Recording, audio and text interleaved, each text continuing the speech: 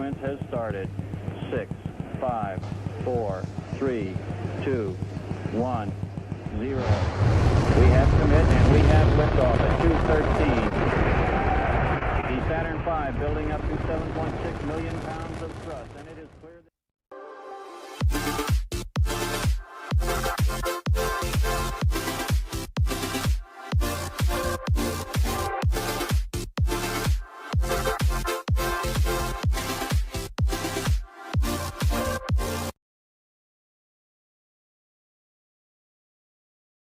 hear a song? Freeze there, rest his head on a pillow made of concrete. Yeah. We put it in dancing. That's called Pro Jam. You ever see Pro Jam live?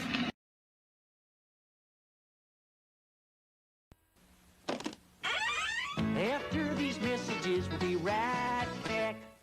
Wake up in the morning, there's a slap around the face. Wake up in the morning, there's a crackle in your face. Wake up in the morning, there's a pop that really says, Rice Krispies to you, and you, and you. Pour on the milk and listen to the sound that says it's nice. Pour on the milk and listen to the crackle of that rice. Get up in the morning to the pop that says it's rice. Hear them talking Rice Krispies.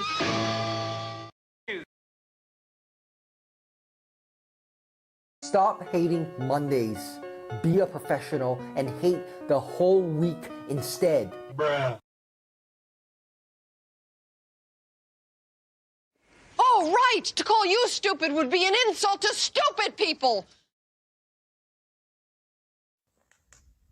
Dante, you're a big cat, fat cat, mean cat. Ate all the food that we fed you today. You got fish on your face, big disgrace. Kicking your litter all over the place, singing, we will scratch you.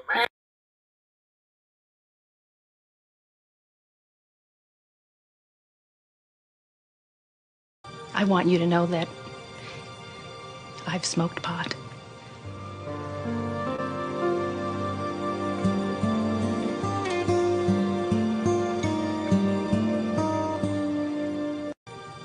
Are these your drugs? Look, Dad, it's not Where did you get it? Dad, Answer me. Who taught you how to do this stuff? You, all right? I learned it by watching you. Parents who use drugs have children who use drugs.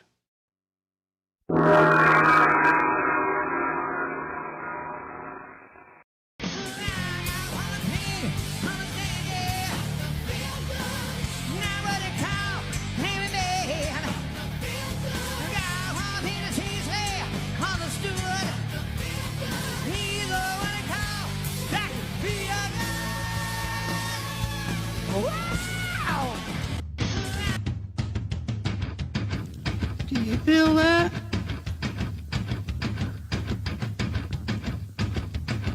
Do you feel that?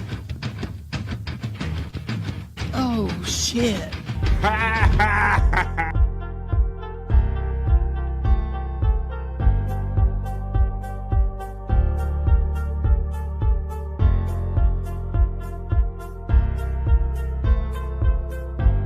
We're doing it.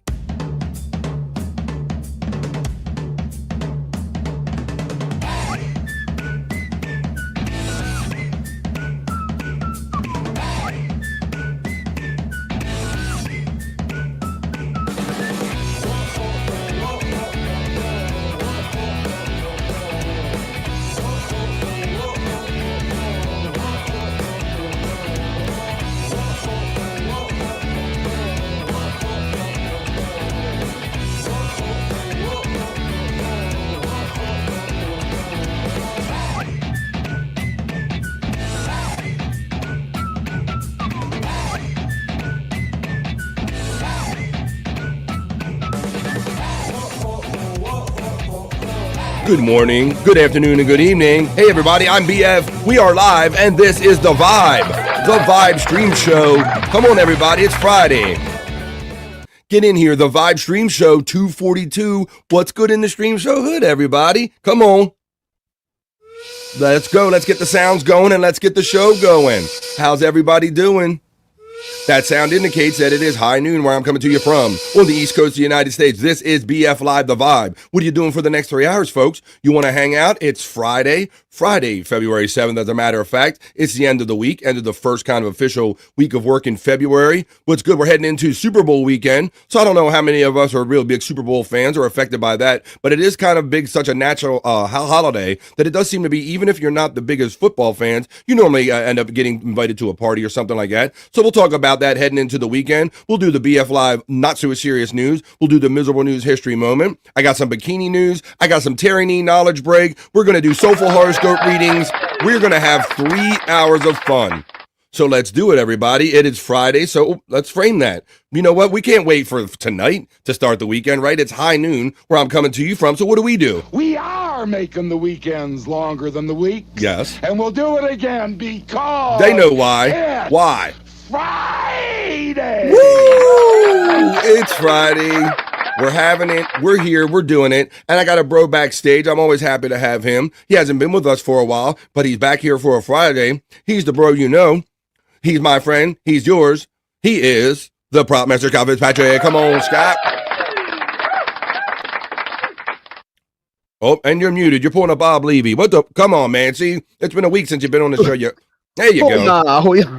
Oh, yeah, man. You look like you're kind of on fire. You got your cigarette in front of you. What's going on there, buddy? Yeah, I got me a cigarette here. I got a new background, no filter. Badass background, bro. I've been noticing that art from No Filter the other day. It kind of has the I'm seeing sperm. I'm seeing noise coming out of a mouth, and then when you see the bigger shot, it kind of looks kind of sexual there, Scott. So well done on that artwork right there. Nice piece of artwork.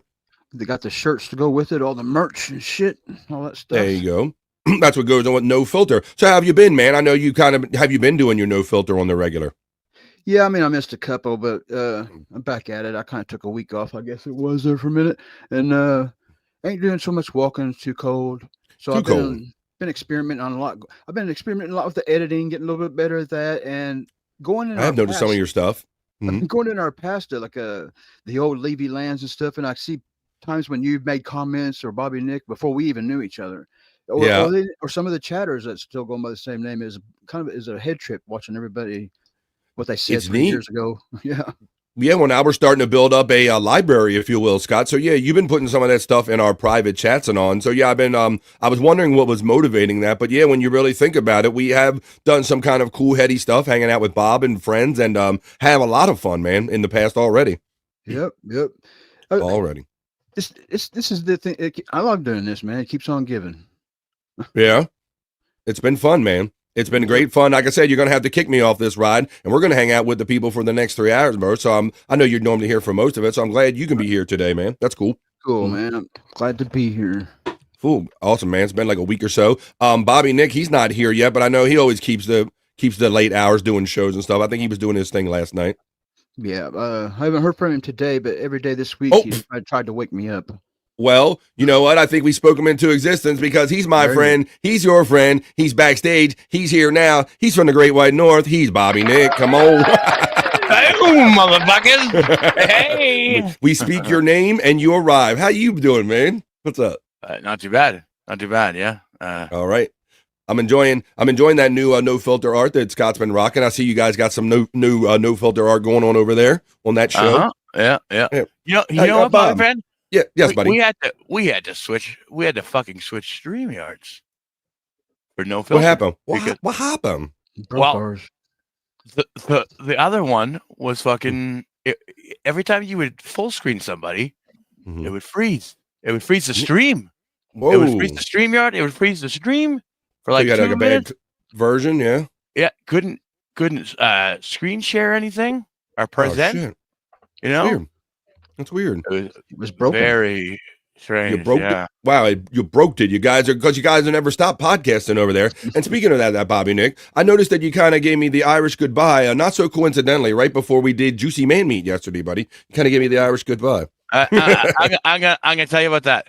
I had food that just arrived. That's why I went off camera, and then I came back with the food, and I'm like, I see the intro to Juicy Man Meat. I'm like, oh my god, I can't eat while watching this. Yeah. I can't eat while watching this. There's no way. I hear you. Well, I appreciate you sticking it out, you guys, as much as you do and all that. So I appreciate that. But yeah, I kind of wait till the end of the show. So I don't do stuff like that. I like scare my friends like Bobby, Nick, and anybody hanging out in the chat. But I did see you kind of messing around with some food. And then, before you know it, you were gone. But, there is a theory that you and Chops kind of disappear, maybe for other reasons. Maybe you're doing other things with your hands during Juicy Man Meat. That's not me saying that. Man. We'll have to see if Chops' rescue mission shows up today, or if Chops does, for that matter. He indicated that he's got some stuff going on. He may join us later on in the show if he has time to do that. But would you say, us guys, we got the OG crew here, and I know we got some chats building up. So it's time to do it. We're doing it. It's Friday. I don't think Scott's been on the show for like a week now, so it's good to have Scott back. Yep. Good to be back. Can't wait to catch up on the Terry Knee thing you got going here. See what's up with that. We got Terry Knee stuff. Matter of fact, just before the show, I got a indication or acknowledgement of I should look at my mailbox for a fresh Terry Knee knowledge break. So I'll be presenting that later on in the show. We'll do some news. We're going to have fun, like heading into the weekend, man. I'm going to give you extra. Maybe I'll have a 2 bikini reports instead of 1, since somebody said something about that. We'll have Terry Knee knowledge report. We'll have Soulful Horoscope readings, all the fun we normally do, boys. I'm glad you guys are here. Right on, man. All right, man. So what did you get down with last night, Bobby Nick? I did plug your show. I remembered it was Tuesday and Thursdays and Saturdays is your no filter day. So what'd you get down with last night? Yeah.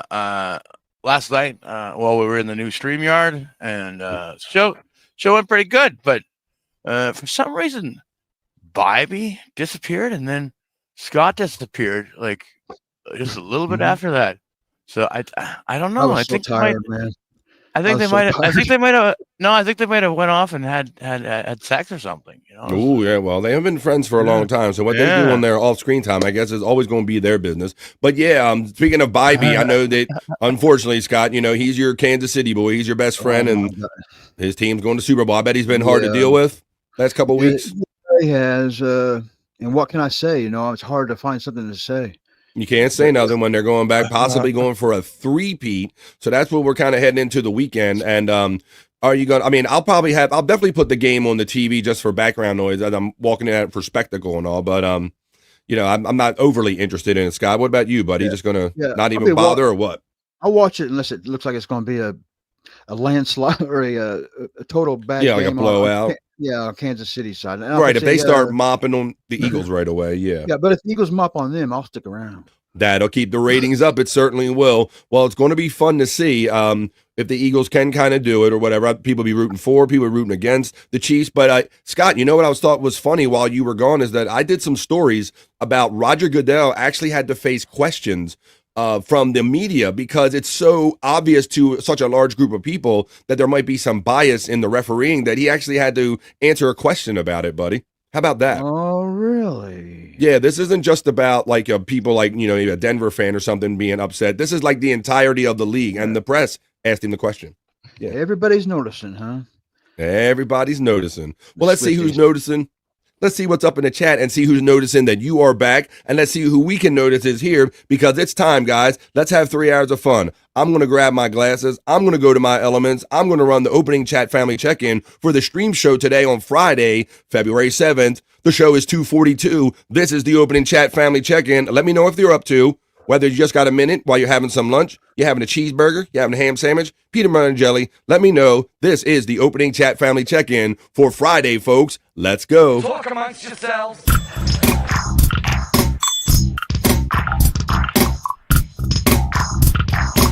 Talk amongst yourselves.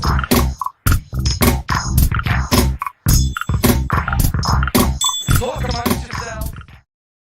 That's right. You talk amongst yourselves. You talk with me and Bobby Nick and Scott, and a vibe is created. Hey, Bob, I got up early, regular kind of time this morning, and Bob was supposed to do what was that, 10 o'clock show, and he ended up, or 9 o'clock show, and he ended up moving it to later on tonight, buddy. Were you aware of that?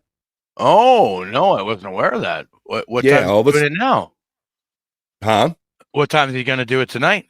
9 o'clock tonight, I think it is. Let me check the Levy verse right here. Yeah, for those of you who might have tuned in a little earlier, like I did, I promoted it for him and everything, as we tend to do, because we're all podcast brothers like that.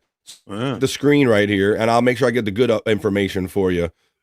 It's going to be, now it's 9 p.m. tonight, in 8 hours, it says. Wow. So for those of you that got up and were thinking like me that there should be a regular Bob Levy show this morning, He all of a sudden at the last minute, Bob, I saw him put a message out there saying, "Sorry, can't do it early. I'll be doing it at 9:00 tonight. So maybe I'll see you guys tonight in the chat for that."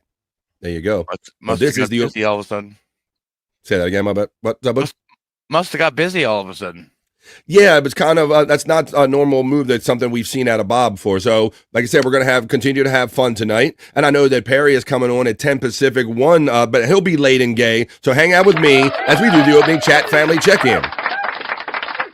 PayPal donate options are always pinned at the top of every BF Live show. Thank you in advance. Hoya, you Hoyas from the Reverend Wild Bill checking in on a Friday. How you doing, Reverend Wild Bill? He says, be sure to hit that like button, ring that subscribe bell too. The Reverend also having fun with the armchair, the buffalo, the Slurpee, the Perry, the Blocky Fran, all of the emojis, every one of them, and you can too. For as little as $4.99 a month if you member up here on BF Live. Finger red number 1 comes up to me. Skoll checks in on a Friday and says, Hoya and howdy. He's in meetings for the next few hours, so I'll check in later. Well, thank you, Skoll. Let's see. Perry emojis from Skoll. Tikal, Brutal Pain. Hey, it's not. Is that, you know, what do you? I see you smiling a little bit there, Scott, about this whole Tikal thing, buddy. Well, I see I'm a little bit behind on it, and I don't know exactly what it means. But there was one show because it seems like we're on the same time. Killing the Fables and Replayables is on, so I don't catch right. I understand that. Understood. And, but I can't remember what it was. But I think it was you and last week it might have been you and Chris Sables. It must have been after Replayables because he's a little tipsy. He was on some other show. We were on Jack's show or something. Yeah, Jack's probably. And Chris started finishing his jokes with a Tikal. It was just killing me, man. I don't even know what it means, but I was just started. It was just good. I liked it. The biggest thing that gets me about it is that the Bob gives it to him. Anytime he pulls Tikal on Bob Levy's channel, he going, "What is that, Chris? You mean that's not?" He acts like he says you've been saying it for 2 years, which he hasn't. But it's funny that Bob thinks that he has, and Bob just shoots it down, and I just get such like an internal giggle about that I go that way. And Brutal Pain told on me. He snitched on me yesterday. He told Chris that he says BF ain't down with the Tikal. Chris, what's up, Brutal Pain? Look who's checking in. It's the lovely Mrs. Cyke Clyde. Ding dong. And she says Hoya, so I'm going to give her the first Hoya of the day. Can I get a Hoya? Can I get a Hoya? Can I get a Hoya? Can I get a Hoya? There's the Hoya. Good morning to the lovely Mrs. Cyke Clyde Ding Dong, who I understand, Bobby Nick, if you didn't see it in the chat yesterday, Cyke Clyde let us know that she was the one that got those Wendy videos and made those kind of Wendy swaps yesterday. So well done, Mrs. Cyke Clyde. Good morning, Wild Bill from Ding Dong. Yeah.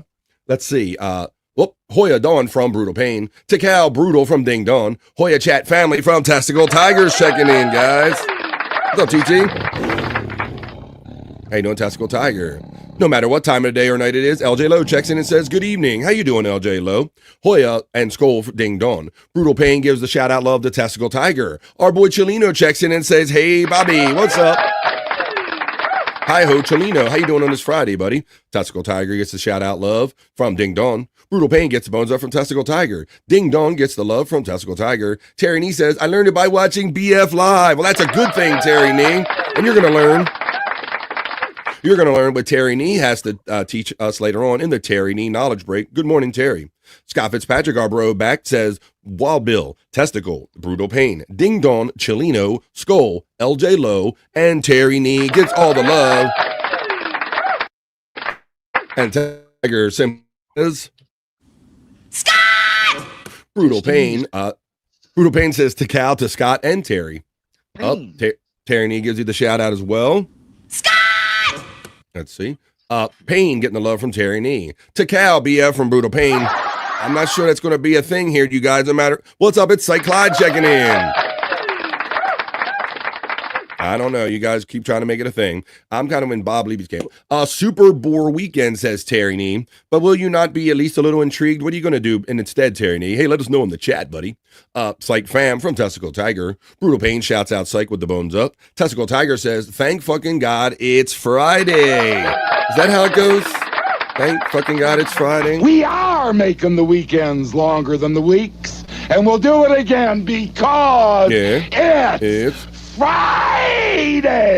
Yes, son. FJM checks in on said Friday. I got a video call from my mom yesterday during your show. Her 3-year battle with cancer, with stage 4 lung cancer. She is now in remission. Oh, shit.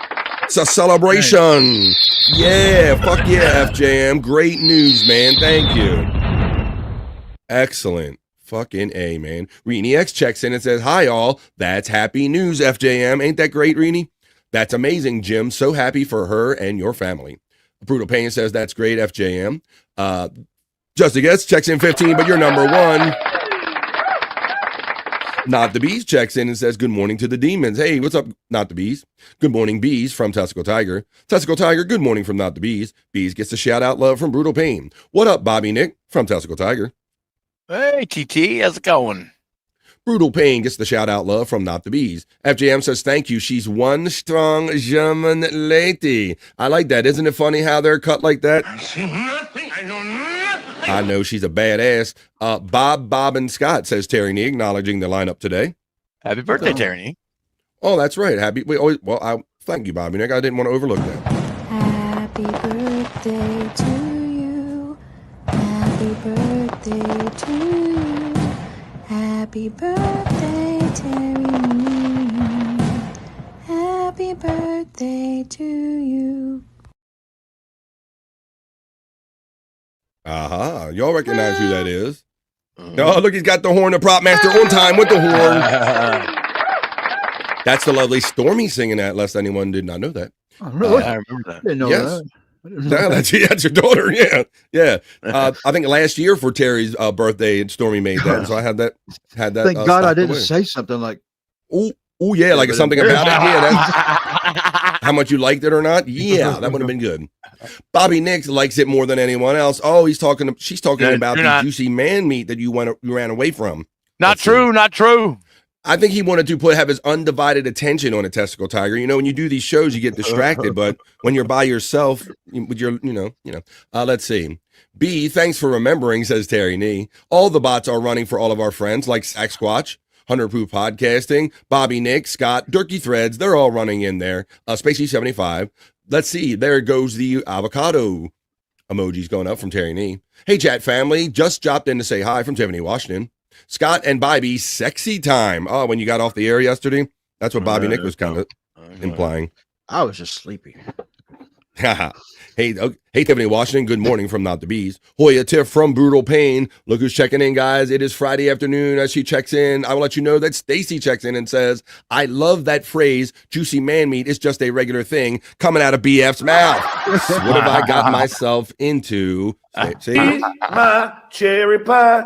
I can't really sing this song. Pleasing people at my own detriment has always been a weakness. Hey, Stacey Allen. Hey, Tiff from Reenie X checking in. Brutal Pain's laughing, which is good. Let's go. Terry Nee checks in with a colorful $2 super chat. Thank you. And says, I finally found Scott's home. My mission is done. Oh, Scott. So he triangulated you and whatever things, and he found you, huh? I knew he was, keeping an eye on me and everything, but I usually don't turn the camera off till I'm ways a little bit from my place, and I'll be surprised if he has. He might have, though. I have let very little driblets of information out there, Scott, and Terry Nee has basically kind of pinpointed me just from a couple little clues that I've kind of let out there. Let me you sent me pictures before for people that used to work with me 10 years ago, man. I don't know how. Oh my God, that's in our yard. Yeah, that was out in the yard, and he got a picture somehow, whatever. That is mad creepy. That's our boy Terry Nee. Thank you for the $2, Terry Nee. It's Eagles versus the refs. That's right. It is the Eagles versus the refs. Here we go. I got proof. Testicle Tiger's not lying, Scott. Look at this. Let me be 1,001% clear. Traveling to the Eagles game today is essential travel. If you are driving just go slow, get there. If you are catching Seth in mass transit, just get on mass transit and get there. But make it into Philadelphia Eagles game or in today is essential. Beck, you're also bright, Lutcher. We now want to take some. We want to take some questions, Handy. Vanessa, we've got to do this. No Let me hear questions. you all saying. Let's get it. A-L-G-L-E-S.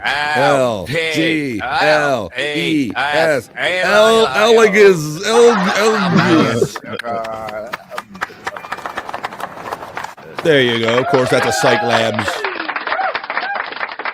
We'll have more Cyke Labs in our Cyke Labs content segment. Hey, Tiff with the hearts from Testicle Tiger. We're space nerd? Question mark. Where's, says Terry Nee. Oh, you're getting corrected. 9 says FJM. Yep, I woke up at 7 for no reason, LOL. Probs chain because it's PCL this morning. David Chandler, check us in. Well, David Chandler, Deadpool's not going to be very happy to see you here. David Chandler. I got a big fan in my anti-Tikal campaign. No Tikals, says David Chandler. Wow, I got somebody. I was trying to get Chris to jump on, LOL. Yeah, you were snitching on me out yesterday. I heard about you. It's the Chunkster saying happy Friday, y'all. What's up, it's the Chunkster? Let's go, man. I got some news. I got a few good stories. Some of them about, the Super Bowl. Got some bikini news, some great stuff yet to come. Happy Fridays to Chunkster from Reenie X. Did you all get to meet up? What are we talking about? Everybody remember the context of this? How you doing, big sis? I don't know. Did we all get to meet up? I don't know. I don't know. Rock on, FJM, says the Chunkster. Great news. Well, Mr. Chandler, nice to see you out and about, says my sister Kathy. Blummel's divorce lawyer checks in on a Friday. What's up, Blummel's? BF, Bobby, Nick, Scott, and the chat family. What are you gonna know? Well, what are you gonna know, Blummel's? Happy Friday.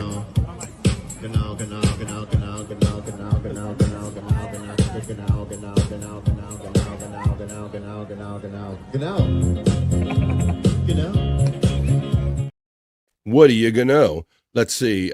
We get Reenie X shouts out with cheers for Terry Nee. It's beautiful, says Terry Nee about the birthday song. Let's see. Eagles won't win, but hooray, made it to the top. Jerry Lane says checking in on this Friday. FJM's checking in with the chat weather. Says it's 48 degrees here in the Shenandoah Valley. Thank you for doxing yourself and letting us know the weather. And with that, that is the end of the opening. Almost the end of the opening chat family check-in. But then Terry Nee all of a sudden jumps in with a most colorful and generous $2 super chat toward my modest goal of 10 super chats of $2 or more. Thank you, Terry Nee. BF, Discord, Scott, and Bybee Super Bowl dance. You got it, Terry Nee. I'll run the element. I'll go to Discord right now. That was the end of the opening chat family check-in. Let's see what surprise Terry Nee has for us, folks, as we have more fun today. Let's go. That was the chat family check-in. Thanks, Terry, for the tune. Talk amongst yourselves.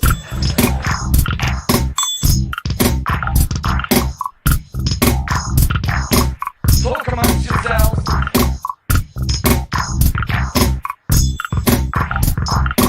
Talk amongst yourselves.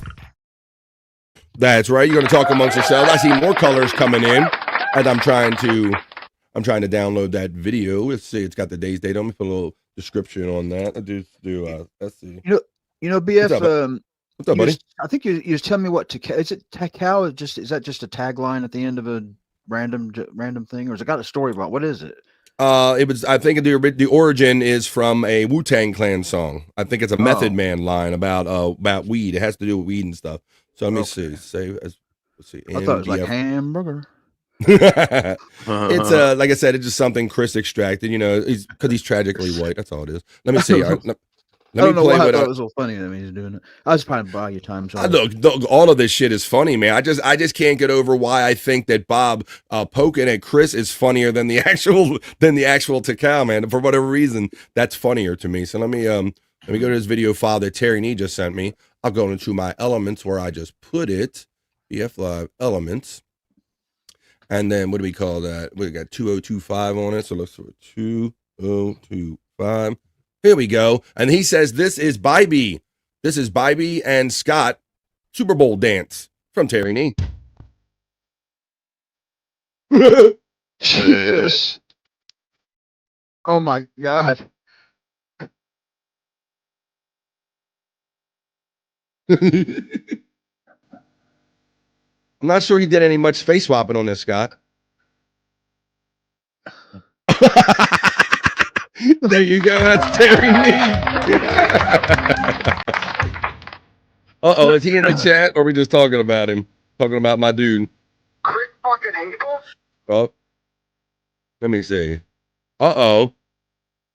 Well, while you're watching that, Scott, Terry Nee checks in with another generous $2 super chat. Says, Scott, check your ex-DMs. Thank you, Terry Nee, for that, buddy. Thanks for your generosity and your content, man. That was a lot of fun. Thanks. Oh. I removed the wrong thing from the stage. I removed that from the stage. There we go. Thank you very much. All right. RBOQ knows what Takao means, but he's not here right now. Chris fucking Abel, said our boy Terry Nee. Chris fucking Abel? Hey, it stands for taking into consideration all lives, not weed related. But I've read otherwise on Urban Dictionary. There's Cyke Labs. I'll have to get my resource. LMAO. Every time I time out Chris, yeah. Brutal Pain was on our show last night. We did replayables last night at 10 o'clock East, and Brutal Pain has Mod over there, and he's timing Chris out like for 10 seconds, like every couple minutes. Scott, pretty funny. Wrench Wars. David Chandler says, Kathy Linder, with the love and the hearts and the acknowledgement, listening and working, shipping today, and BF is keeping me sane. Well, boy, sorry for your luck if I'm keeping you sane. Yeah.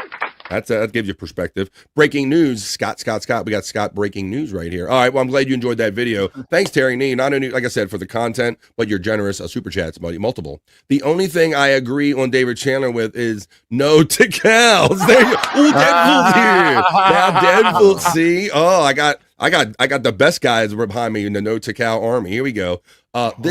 Chris is the only non-mod over there. He says, yeah, Chris don't even have mod on his own channel. And yeah, Brutal Pain is timing him out on his own channel.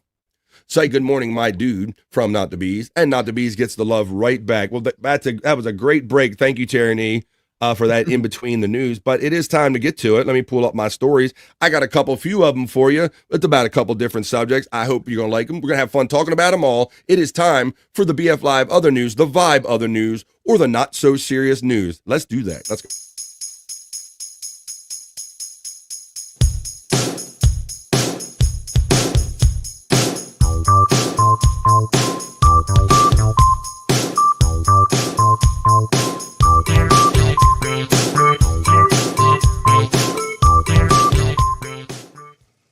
All right, I'm over here now, and I know if Pete Cunt was here, he's going to say that it's Bobby Cronkite time. But let's see, it is Bob. What does Takao mean? Question mark. Terry Nee says, a unit of weight formerly used in Thailand, equal to about half an ounce or 14 grams, which happens to be the weed reference.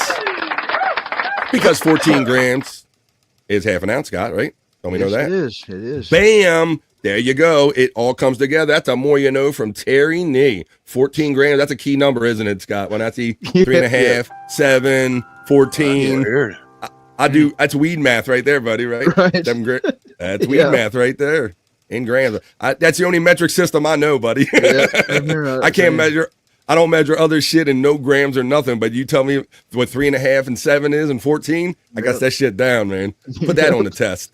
Let's see. LOL, Terry Nee. Thanks for that, buddy. Yeah, I understand it's all kind of loosely kind of the same thing, you know. And I even heard Nikki say that there's even deeper meaning too about taking all lives into consideration. Yeah. So it's a little bit of everything. It's Chris Abel is what it is. That's what it is. So that's why it's so much fun. Chris fucking Abel? Having fun with it. And I got the two biggest guys ever. I got David Chandler and Deadpool Army. They agree on that. That's the kind of lessons you learn in life, you know. Drugs will teach you math. Math, not meth, but yes. Yes, that's right, Bobby. And I like that, you know, you don't just learn in school. I've always told my kids this, that, you know, you're learning for all of your life, and you learn from different ways, and that's one way you can learn some math in a way that interests you, right, Scott? I've never had to weigh grams in anything else in my life except anything. Sugar, flour, nails, pennies, nothing. But goddamn, we know them grams and that metric system for that weed shit, though. We know that shit. Cyke Clyde checks in and says 8 pounds. It's all I know, too. Exactly, bro. But I picked up on this metric system. I mean, yeah, real quick there, Scott, for now that we're kind of legal and I can go in the stores, I'm like, wait, what am I getting for my money now? Yeah, when you watch cops on TV or something, I know exactly what they got. Exactly right. Some say 714, says our friend Rini. Geishas checks in on a Friday and says, howdy. 714. Let's see. What's up, Gaseous? They're getting the shout out low from Deadful. Someone 714. Let's see. And there's Deadful getting the love from Gaseous. All right, well, I'm behind the news desk, so let's do these few stories I have for you.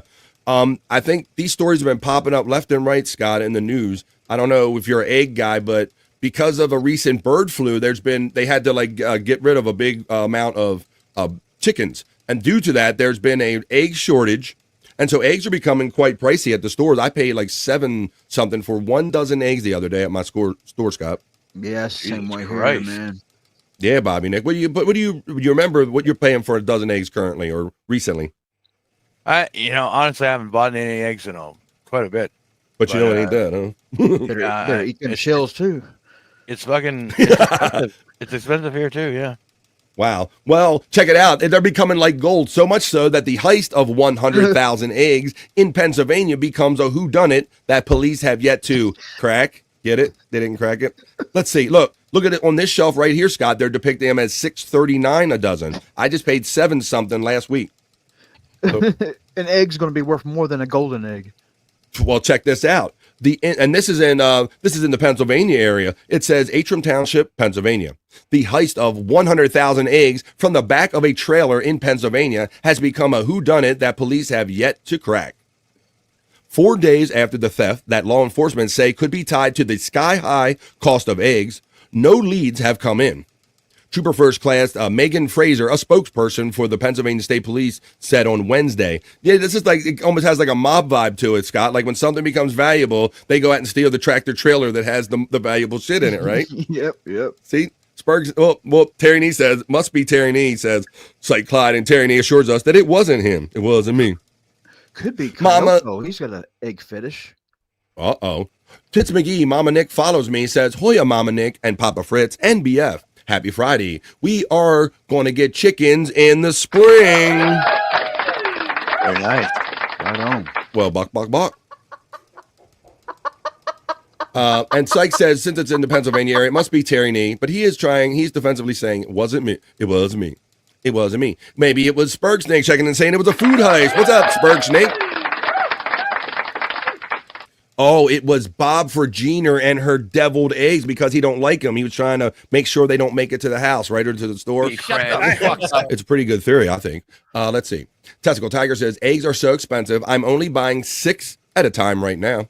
Dead Fool says, Gas says, bet she did. FJM says, the finger method. 2 fingers or 3. Ooh, into that. I don't know. I don't know what I ended up talking about. Oh. Yeah. Oh, my God. You remember, he's talking about the weed measurement, Scott? Yep. Oh my God, fingers. That's old school.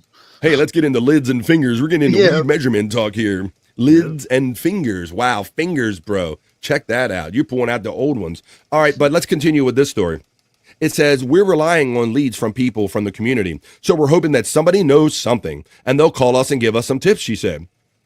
Police are also following up with any possible witnesses and looking into surveillance footage that could help them identify the perpetrator as they race to solve the mystery.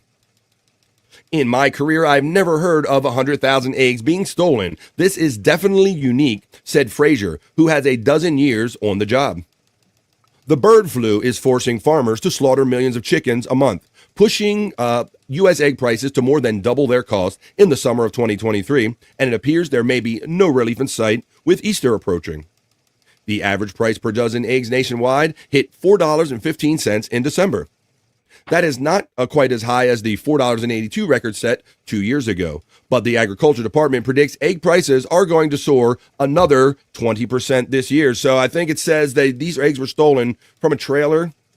It was snatched at the back of Pete and Jerry's organic distribution trailer on Saturday about 8:40 in the Antrim Township, according to police. So there you go. Eggs. Let's see. Where would you get rid of that many eggs? Right, that's the next step, Scott. You have to move those son of a bitches because you got to keep them refrigerated before they spoil, or you got to get them out get them out of your hands real quick, right? Yeah, you got to do some thinking ahead. Ooh, Jesus. BF, if you read the next thing, they are in the 100 proof. Oh, what are we looking at? I didn't see what you said before that. Let's go back a little bit and read some of these comments, and then I'll get on with the other story. We got the food heist. We got that Bob thing. Let's see. We got that. We got that. Hey, salute, says our friend Spurg Snake. Boys, big hugs and firm handshakes to everybody around. What's up, Spurg? 5 hands tall, says Deadfool. Ooh, he would. What you buying? What you buying, son? God damn. Terry Nee says, that's south of me on the Maryland border. Don't be trying to get close to me. Huge egg production area. Probably migrants or the cartel. Sure, blame them right away. 14 rods by 36 rods. Oh, I'm not going to. What is that? Your college? Let's see. My kids have already picked out names for them, like KFC, Parmesan dinner. Let's see. We got that one. It's the Chunksta. Thank you for the 5, man. I appreciate that. Space Chief 75 and his wife both did doggo portraits for me. Pretty damn awesome. Hire them today. All right. Well, I guess that can only mean one thing. We got to do this now. Let me play this. It's time. And plus, Scott hasn't been here. It's a jam. And he told you, and we tell you all the time how great Space Chief is. And we know that we're bros. And we favor him. But there you go. You're getting the actual account from Stachunksta, who got some great doggo portraits. You can get like tattoo art, posters, and if everything you're going to see here, you can get put on hats, mugs, and everything. It's Friday. It's a vibe. He's our bro. Space Chief 75. Thank you, Stachunksta, for the 5. Let's go. And do like Stachunksta did. I'm wearing my Bobby Nick shirt today, but I normally rock some Space Chief stuff. Oh, shit. Ooh. In the lounge. But look at this. No 2 pieces are the same, folks. There's mine right there. We got replayables. You got Levyverse. He'll draw you something. Tattoo art. Poster art for a 40th or 50th, 60th birthday. Whatever you need. Space Chief 75 on Twitter X.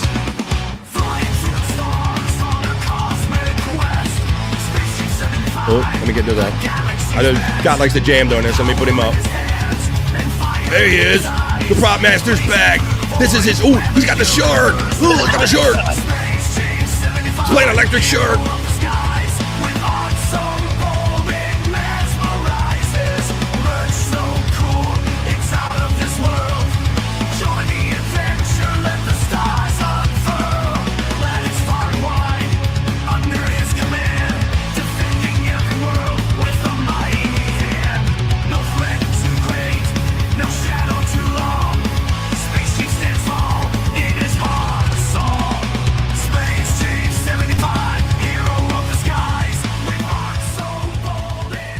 There you have it, Space Chief 75 on Twitter X. It's probably one of the easier ways you can get him. Or if you don't go out there, you can watch in the chat because his TeePublic store link is running throughout the entirety of the show. Thank you to Chunkster for the acknowledgement. There we go. Brutal Pain says, so there's a dealer slinging stolen eggs on the street right now. Basically. The fentanyl got too hot to deal with. Scott was jamming during that one. He always liked that one. So it's good to see the prop master back jamming to that one. Where do you even get like a lead shark? You was playing lead shark. What the hell? I got this. There's a thrift store that lives down this. That's down the road from me, and that's where I get all my prop stuff because there's a guy there that kind of holds stuff out that he can't get rid of for me. Neat. Mandy Diff says, BF Live, someone said you were going to be on Joe Rogan. Is this true? Mandy Diff, thank you. I believe our friend Live Ween was pulling your leg the other day when I had to take off for my wife's appointment. I saw Live Ween saying BF is like on Joe Rogan, Bobby Nick. He put that in the chat. Put that in the chat the other day. Let's see. A rod is 5.5 yards and a hand is 4 inches. All depends on whose hand. That's a more you know. Look at this. We're getting all kind of the old world measurements here. FJM says, we still get our eggs free from my friend. Thank goodness. Yeah, we did. We had a friend providing chicken eggs for a while, but they moved. Rod is sometimes called a perch. Old school farmer measuring. Damn it. If anybody would know, it would be our friend Deadfool. There's my membership link if you want to member up here on The Vibe. That's running in the chat, as well as Sack Squatch on Discord. Buy a shirt from Space Chief 75. Cyke Labs lets you know by utilizing that link right there. It'll take you there, and I'll let you know, folks, that shirts are on sale right now on the TeePublic store. Everybody's shirts. Normally a $25 shirt or $23 shirt is going for $17 right now. So it's a great time to buy. Love you all, chat family, says Testicle Tiger. I got to get over to PCL. Have a great day Friday, and I will have a great Friday, and I'll see y'all tomorrow on various streams in the chats. Later, Testicle Tiger. Thank you for making us part of your day. 3 hands equal a foot, says Deadful. I'm going to have to write this down, Scott. I hope there's not a test on any of this. Yeah, he's dealing in bigger weights than I've. Definitely. Let's see. Testicle Tiger gets multiple salutes on the way out from Spurg Snake. Reenie gives the devil horns in the salute. That fool, where did you learn all of this as Spurg Snake? There you go. On the job, bro. I don't know that everybody knows your background, Dead Fool, but you're in the agricultural field, quite literally. It's a nice shark, says Tits McGee. Do. They like your shark. It's Chad. Ooh, it's Chad. Ooh, Scott, somebody said something. They dared to bring up the word hype train the other day, and me and Bobby Nick did a spontaneous hype train. We haven't done one of those in probably a year or more, I would say. Right, yeah. We did one the other day. Somebody put it in the thing, and we went with it, boy. But is it a baby shark? What's up, Scott? These guys on No Filter and the Lunatic Lounge have been killing me with the baby shark song here lately. Uncle Jack. Really? I thought it's a trend that kind of already came and went, but if you still got the children of that age or in your family, maybe it's still around every day, right? Well, okay. Straight, I think one night. The thing is, BF, 2K came up with this concept of anything that is negative can be made better again with the Baby Shark song. So say if you sing Holocaust do do do do do do Holocaust do do do do do Holocaust do do do do do Holocaust. It's not so bad. When you sing it to that tune, yeah. They did a similar thing to Hoya when we first started saying Hoya. It's like they said, hey, we're sorry that your family's not going to didn't make it through surgery, but Hoya, it's like I don't know, it's like Hoya. But that's cool. Baby Shark. So you got so everything is to the tune of Baby Shark. That's pretty.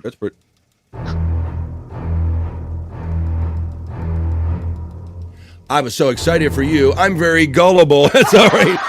You know what, Mandy? I think Live Ween was having too much fun in the chat, and I was distracted. I'm like, I'm just going to let that ride. Today, Deadful, LOL, today I learned Trump signing order for plastic bags are back. Really? Really? Let's see. Have a good show, BF Bobby from 2 Joints. Thank you, 2 Joints. Thanks, guys. Thanks for my PCL's financial for checking in. 2 Joints, good morning from Not the Bees. Deadful, you grow corn, says Mandy Diff. Good morning, Bees from 2 Joints. Mandy, nope, LOL, but I do grow Cardiffs. Ha ha ha ha. That damn Benny Hill song kills me. Uncle Jack is a monster. LOL. All right. Well, let's continue on with some news stories here. Let's continue on with another story after the 100,000 eggs. Let's see. Ooh. I don't know how many people be interested in this. They're always trying to sneak things into the country. I'm always intrigued. Like people put snakes in their pockets. Scott, we've done stories about that. Crazy shit. Right. Here's another story about trying to sneak wildlife into the United States. Crunchy? ? U.S. finds live beetles smuggled in Japanese snacks. So people try to hide these exotic insects in snacks and get them through customs. Dozens of giant beetles hidden inside a shipment of Japanese snacks were uncovered at a U.S. airport, customs officials said on Wednesday. The live creepy crawlies were up to 5 inches or 13 centimeters long, were concealed among potato chips, chocolate, and other goodies at the Los Angeles International Airport last month. The 37 creatures were likely destined for collectors of exotic insects, the U.S. Customs and Border Protection said, estimating they were worth around $1,500. They may look harmless, but in reality, smuggled beetles pose a significant threat to our vital agricultural resources, says Cheryl Davies of the CBP in Los Angeles. Beetles can become a serious pest by eating plants, leaves, and roots, and by laying their eggs in tree bark, which damages our forest. The specimens, which include scarab beetles, stag beetles, and darkling beetles, will likely find their way to local zoos that have permits for such creatures, the CBP said. Alongside its traditional cuisine, Japan in recent years has nurtured a reputation for innovative snacks, which include Kit Kat chocolate flavors with cherry blossoms and wasabi. But while locusts, grasshoppers, and crickets do find their way into the Japanese dinner table, especially in rural areas, beetles are not commonly consumed. So there you go. They just try to sneak them in. They try to sneak him in LAX, Scott. Yeah. Try to get them beetles in. I wouldn't mind having a couple of dung beetles. Yeah. Come in handy. Dung beetles. Let's see. Good tater. No thanks. Must be why my Dubai roaches are so damn expensive now. No, you can no longer import them. No, sorry, you want to have a license. The illegal bug trade or a black market, yeah, bro. And Spurg, we've done stories about where people were like putting like little bags of snakes down in their pant leg, bro. Like crazy shit, just to try to get them in this country. Bobby Nick goes through bushels of avocado.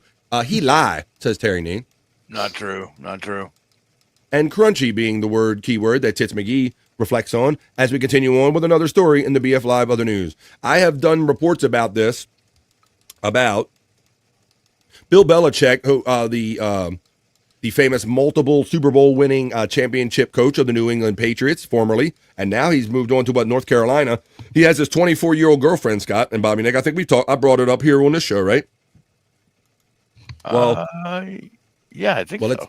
All right, well, I think maybe it'll start coming to you. Well, last night they had the NFL Honors Awards, and that's where they give like the MVP trophies and the Defensive Player of the Year, Rookie of the Year, and so forth and so on. You understand? So last night, this was Bill's red carpet moment because he was kind of keeping it on the side or whatever. I think he lost his wife a while ago or something.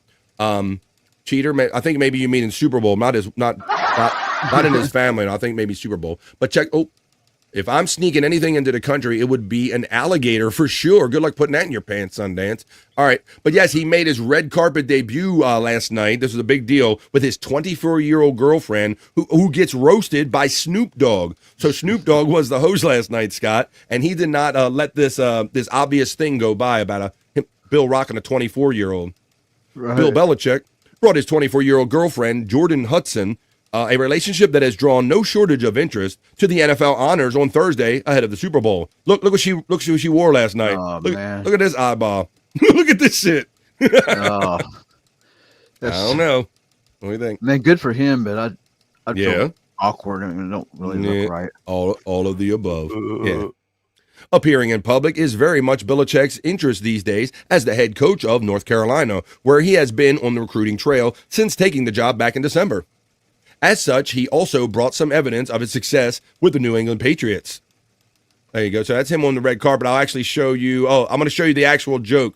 Belichick and Hudson eventually sat down for the show, which was hosted by Snoop Dogg. They might not have been expecting what happened next. All right, I'll play this clip for you. Let me make sure the sound coming through. I've been a football fan for a long, long time. I mean, yeah, you're good. I remember back when the Cowboys was good. I remember back when the Chiefs was bad. Oh, they're probably going to get me on this, Bobby Nick. And I remember, what was it? Bill Belichick's girlfriend wasn't even born yet. Oh, damn. Now, he kind of wedged it in there. I think it's what everybody was thinking, but I think he could have came up with a better joke for that because he was like, he remembered when the Cowboys were good, Scott. We remember when the Chiefs were bad and all, but I'll play it one more time. Let's see, and then we'll get on with it. Because I've been a football fan for a long, long time. I mean, I remember back when the Cowboys was good. I remember back when the Chiefs was bad. And I remember, what was it? Bill Belichick's girlfriend wasn't even born yet. He could have just added that to the Cowboys joke or whatever. Yeah. There you go. But there it is. There you go. So, I mean, I guess if you roll out in public like that, you open yourself up to that. So I'm gonna acknowledge Brian Clauder, man. Thank you, a longtime supporter. Brian Clauder, man, and a bro. One gifted membership for the Vibe. Thank you very much. And I'll let you know that Matthew caught that. Welcome to the Vibe family, Matthew. Thank you, Brian Clauder, man. Thanks, man. Those old balls in her face. I don't think he was talking about football either there, Scott. I don't think he's talking about balls that they used to play with on the field, I'm guessing. The gold digger. I don't know. Who's digging? Well, you might call him a coochie digger. I don't know. I don't know who's benefiting more in that one, Scott. Yeah, I just get this vibe that they're of course benefit. Each of them's got their own benefits, their own. Well, and that is yes. Just that's not a traditional love. as we get along in life, that you find that there's usually a mutual benefit or something. Everybody's looking for something. He's gross, says Terry Nee. He's gross, says Terry Nee. Brutal Pain said that's fire. When I was born, My mom was 26 and my dad was 52. They had a 34-year-old marriage. Age is just a number. I like that. Yeah, I agree with that. Double their pleasure, double the fun. Whoop. As long as they're over 18, for fuck's sakes, you know what I'm saying? Some numbers are larger, says Deadpool. I'm listening, but I can't chat. But I'm taking a shit right now. That's a lot of extra information we didn't need to know, but I appreciate you. Company time. Nothing better than a nice bowel movement on company time. Is it, Scott, right? All right. They're the best. Man. I'm gonna get one gifted membership. BF Live send. Thank you.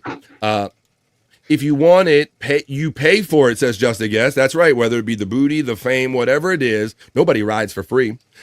Bobby Nick is 26, ? Says Terry Nee. No. Maybe in the end, Deadpool, you're probably right about this. If it ends badly, I bet hookers are cheaper. Oh, that's right. I gotta buy you dresses, throw gourmet meals down your throat. Oh, I could just get a hooah. All right, I got another story coming up for Valentine's Day first on February 14th. This applies differently to different people, but check this out. I thought this was interesting. Not only is this zoo in Memphis offering this, but my local state zoo is offering this too. A zoo will send pooping elephant video to your ex for Valentine's Day. What do you think about that, Scott? That's pretty good. I'll send them to you. I got them on hand. Check it out, man. Look at this. Name a turd after a turd is the theme. I'm not making this up. And apparently multiple zoos are doing this. The Memphis Zoo in Tennessee is celebrating Valentine's Day by giving fans the chance to send a cute red panda video to their sweetheart or a video of an elephant pooping to their exes. The zoo announced its dating or dumping promotion allows followers to exchange a donation of $10 for a video to pass along as a Valentine's gift. The options are an adorable video of a red panda munching on a grape or a stinky video of an elephant poop hitting the pile. Whoa. Damn, they talk about a fresh steamer hitting the pile, Scott. That's very specific. It says, do you got an ex that deserves stinking surprise? This Valentine, let an elephant do the talking. Or maybe you found one and you want to send that someone something adorable. Our red panda, you have you covered, the zoo said on its website. The zoo said on social media that the elephant poop videos are good for more than just exes. Maybe it's your annoying neighbor, overbearing mother-in-law, your ex, or that coworker who gives you nightmares. This Valentine, let an elephant do the talking and name a turd after a turd, the post said. Each video comes with a digital card. At the end of the campaign, we'll announce the most popular names of daters and dumpers, so make your move, the official wrote. The Valentine's video purchases are available until February 12th, folks. So, how do you like that? Go ahead. I'm a little backward on that because if I got the elephant pooping, I would think, oh, she loves me, she gets me. It's supposed to be the other way around, though, right? Wow. So, you're even saying that with the wrong brain or the wrong mix of people, even the bad one could be misconstrued. That's an interesting kind of angle. But I like that, Scott, because we always talk about how everybody's at different points relationship-wise and on. So maybe if you don't have somebody significant in your life, but you had someone or you just want to participate, I thought it was pretty funny. Let's see. It's a good one, right? It's a good one right now, says Brian. Once again, TMI, man. Well, you know what they say, Brian? They say if you enjoy it coming out too much, you know what I'm saying? Like, hello, Frisco. If it feels too good coming out. So Scott is 52, says Terry Nee. Well, he's trying to dox your age. Negative. Uh-oh. What's the FJM has got concern and disgust. Deadpool says $200 every night for a year is only $73,000. If they divorce, she'd get millions. Exactly, Deadpool. That's what I was saying. If it ends bad, I think that your math is going to be right. And a hookah would have been cheaper. Prenup. Yeah, good luck with that, Cap. They just get drugged through the courts all the time. The Dumbo drop, says our friend Terry Nee. That's right. I think I hit it on time in the real time, didn't I? Right. Hope so, Kathy. Prenup. A lot of times The court throws them out, though, talking about the prenup. That's right. Let's see. Find out on his 18th birthday that the kid ain't his. I'm no elephant, but I can make a video right now. We don't need that. We need to continue on with the other news or the not so serious news. Let's see. All right, we're going to continue on. And I have a news story about, let's see, this is about Norway. Norway has something very particular going on right now. And for more on this, I'm going to take you over to the Bikini Report to tell you what the latest goings on are going on. The glasses come off for Scott. And here we go. Take it away, Bikini Report. Tell us about the goings on in Norway recently. Take it away, Bikini Report. Like Bob Dylan did once upon a time, Norway has gone electric. In January, nearly 96% of all new cars registered in the country were electric. And of the 50 most sold models, only 2 were non-electric. That's a sharp contrast to Europe as a whole, where the share of electric cars sold in 2024 was only around 14%. And in the US, that total was only about 6%, making Norway's commitment to being zero emission all the more admirable. They're a major oil and gas producer. It's also worth noting that this change has come without any ban on combustion engines. Norway has just generous tax breaks, incentives including free parking in public lots, and a substantial network of super fast charging stations. Ooh. Granted, Norway's a relatively small country with a population of about 5.5 million, but do you think their success could be a roadmap to change? Or is it an outlier? Let us know in the comments, and be sure to follow the Bikini Report for more daily headlines. Thank you. Thank you, Bikini Report. Brian, after you log off, don't forget your paperwork. Exactly. You have to. You have to have the paperwork. Let me see. There's the paperwork right there. So there you go. They're talking about Norway. Even though they produce a lot of gas and petroleum products, they have a lot of incentives, and they didn't ban them. And they kind of got electric cars going on over there. So that's a little, just an excuse to have a Bikini Report. It costs $6,000 to get a license in Norway. Says our friend. Well, there you go. That might have something to do with it. Them titties ain't electric. Them titties ain't electric. There you go. I got a thickin' for the people that like the thick girls here. And we might have one more Bikini Report as we continue on. What's that about? I don't mind them. I don't mind them at all. I didn't think you would. I know there's somebody out there. Well, speaking of bikini clad girls. For the person. That's right. She was that compared to some of them toothpick ladies. But check this out. You guys might remember years ago, this Carl's Jr. like every year, Scott, you might remember they did like they had the Super Bowl hottie then they would do the Carl's Jr. with the eating the sexy cheeseburger. I want to say Jessica Simpson might have did it a long time ago. Right? Paris Hilton, I think, did it. Oh, good pool, buddy. Yeah. Good pool. Carl's Jr. Super Bowl ad brings back the bikini-clad burger models after a years-long clampdown. So, after what the whole, the pro-woman movement or whatever, they got away from this for a while, Scott. Oh, it says, make America hot again.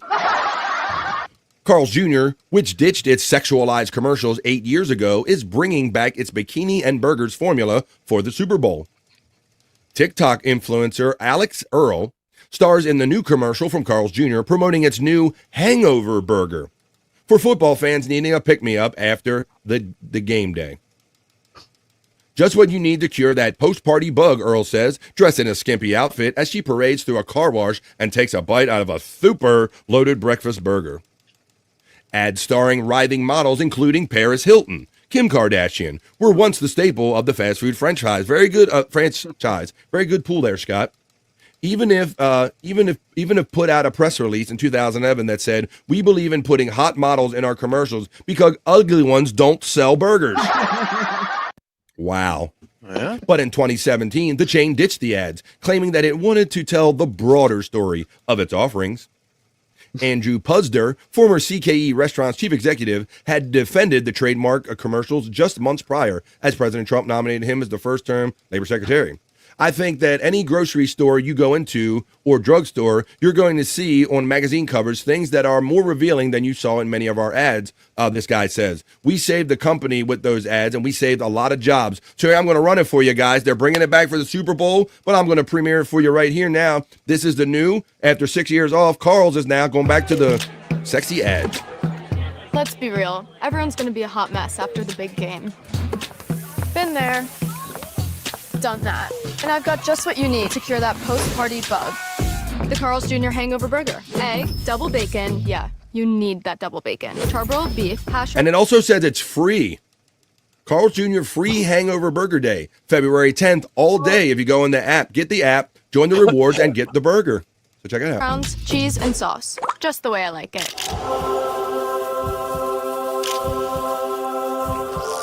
He caught the load, Scott. What was that? Now, if they did that to her, that would have been right. The day after the big game, you just have to download the Carl's Jr. app and sign up for my rewards. So get your free Hangover Burger on Monday, February 10th. He'll definitely need one. And there you go. So that's what they're doing, bringing that back. They're literally bringing sexy back, Scott. Look, Scott's got America. Different feel around America here lately, isn't it? All right, but they're bringing sexy back. All right, I got. Let's see. I do have that, and then I got to pull the. All right, I'm going to show you this right now. I have one more report, and I think I did it, but this report's going to be much better than my report. I talked last week about a Van Gogh painting that was believed to be found, one of these stories found in a yard sale in the back of many photos in a frame. I think it was purchased for $50 or $75, and it turns out that this is probably a legit Van Gogh. But let's check the Bikini Report for more on this, unveiling this legit Van Gogh. Let's see how they verified that it's an actual Van Gogh. Hey, take it away, Bikini Report, and tell us about it. A piece of art bought at a Minnesota garage sale for under $50 has turned into a Van Gogh painting that could be worth $15 million. It certainly doesn't hurt that the previously undiscovered oil portrait, titled Elamar, was reportedly created in 1889. That's the same year that Van Gogh, while in a psychiatric sanitarium, created his iconic masterpieces, The Starry Night and Irises. Now, the authenticity of this painting has been confirmed by a panel of roughly 20 experts, and they've even published a 458-page report. Damn. But despite that level of detail, it won't officially be a Van Gogh until the Van Gogh Museum affirms it. If it is, however, yes, its estimated value will be $15 million. Damn. So, have you ever found a hidden treasure? It could even be something like a really nice pair of jeans on sale. Let us know in the comments, and be sure to follow the Bikini Report for more daily headlines. She don't do the Bikini Report wiggle, but I dig her. There you go. So Scott, so when you're looking for those kind of props and stuff, man, you gotta be kind of look for these paintings when you go, man, that's an old shitty old painting, or what is that? You know, they're saying could be worth millions of dollars, man. Millions, Bobby Nick. And who's checking in on Bobby Nick? I didn't even hear a goddamn word she said. Oh, okay, well, Mr. Z checks in. I hope you hear this, because he says Bobby Nick is the dabbler of the year. Bobby Nick checking in from Mr. Z. Mr. Z. All right. Well, now it's time for our miserable news history, folks. This is where we're going to take you back. Compliments of our friend Cyke from Cyke Labs. I'm going to pull it up real quick. And today we're going to take you back to... See, you can see did I do that one? I did. Why didn't I cue this up? Here it is. It's Bob Levy. There it is. It's bookmarked. All right. We're going to do a miserable news history moment today. We're going to take you back to May 3rd. The year is 2009, folks, when Bob Levy was the news guy on the Miserable Men Show on Sirius Satellite Radio with Shuli and Mike Morse and the whole gang. But we like to go back and relive some of this history and listen to Bob attempt to read the news, folks. This is our miserable news history moment, and as we like to do here on BF Live, whenever you hear Bob mispronounce a word or a phrase, you type it in the chat the way you thought you heard it, folks. Hang on tight, and here we go. Miserable news history with Bob Levy. Good evening, Mr. and Mrs. America. It's time once again for the nation's favorite broadcast, The Miserable Men News, with your anchorman, the Reverend Bob Levy. Good evening. On a dark desert highway, cool wind in my hair, warm smell of colitas rising up through the air. True. Up ahead, in the distance, I saw a shimmering light. My head grew heavy as my sight grew dim. I had to stop for the night. He sounds out of it. She stood in the doorway. I heard the mission bell. And I was thinking to myself, this could be heaven or this could be hell. Then she lit up a candle and she showed me the way. There were voices down the corridor. I thought I heard them say, "Welcome to the Bob Levy news thing." It's such a lovely place. Somebody got to put that to music. Okay, let's get real. Welcome to the Bob Levy news thing. Tamil Canadians protest Sri Lanka's civil war. Thousands of Tamil protesters rallied in front of the parliament on Tuesday, calling on Canadian government to pressure the Asian nation of Sri Lanka to stop its offensive against Tamil separatist fighters. Unlike at some previous protests, the demonstrations didn't wave the red flags of the insurgent group, the Liberation Tigers of Tamil Liberation, which is listed as a terrorist organization by Canada and other governments. Librarians attack! The protesters claim genocide is occurring. Genocide! Long struggle between Sri Lankan government, which is dominated by Sinhalese majority, and the separatist fighters draw to a close with the government closing in. Next, Zuma poised to become next South Africa president. Kawaka Mama Lala, South Africa. One-time goat herder Jacob Zuma is poised to lead the Africa's strongest economic power after the elections Wednesday. I grabbed the left ball. A victor of the fight against white rule and unabashed polygamist and the survivor of sex and corruption scandals that threaten his political career. The 67-year-old head of former liberation movements, Fiat Intelligence Unit, beloved by the poor, who felt his deprived childhood give him insight into the painful poverty. Fuck him. I don't give a shit. His opponents warned that his populism is dangerous for democracy. Take your cock out, sir.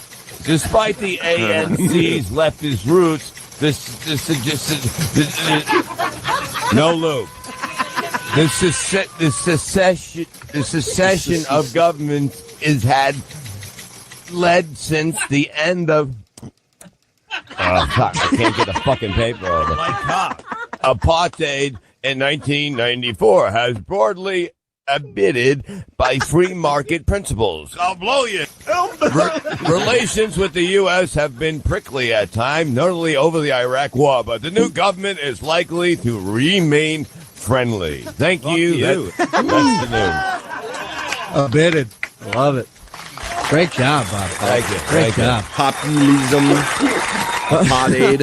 It's because I'm tired, man. I've been working. Put that on the greatest hits album. Jeez. 7 shows. I know we never did 7 shows. Yeah, with 8 the hours Beatles. of sleep is not going to fucking help you, Bob. I'm not going to lie to you. A potade, yes. In the sky. That's it, folks. I can go twice as high. We did it. It's a reading rainbow. Scott knows it. In the book. That was our Reading Rainbow. miserable news history moment, I featuring this guy, Bob Levy. go anywhere. We'll have a lot more moments coming for you in the following weeks. And ways to grow. Reading Rainbow. I swallow tum. Is that a fucking kid's book? Yes, it is. Friends to know and ways to grow. Reading Rainbow. Reading Rainbow. Reading Rainbow. I'm reading. I'm swimming. I'm a bat in the pool. Look at me go. Levy is such a stupid name. A stupid name for a fun guy and a fun segment. We always like to tag on the end of our Vibe Not So Serious News, which that was, folks. That was the Vibe Not So Serious News with miserable news history. Let's get on with the show. Come on.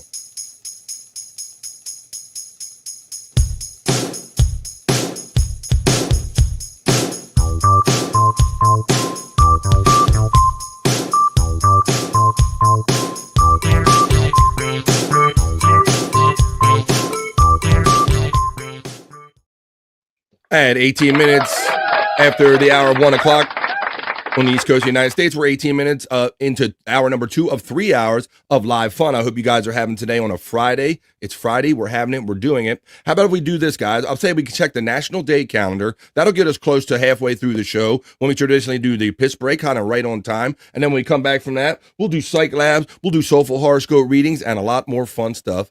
But let's do what I said first, and let's check out that National Day calendar, because there's always some fun stuff on there that we can get into. So let's check it out, folks. It's time to check the National Day calendar with the National Day Hey Hey. 3, 2, 1.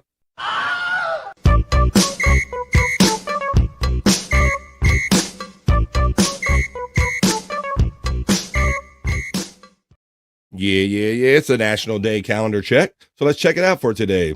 For Friday, like I said, it's Friday the 7th, heading into Super Bowl weekend. Hope you guys are ready to have a fun weekend, finishing up your work week if that's what you're doing. So let me go up here to my National Day calendar, and I will read it up for February 7th. Let's check them out, folks. Ooh, it's on the shelf, but I should have been ready for this one, Scott. I remembered it last night. Today is Bubblegum Day, buddy.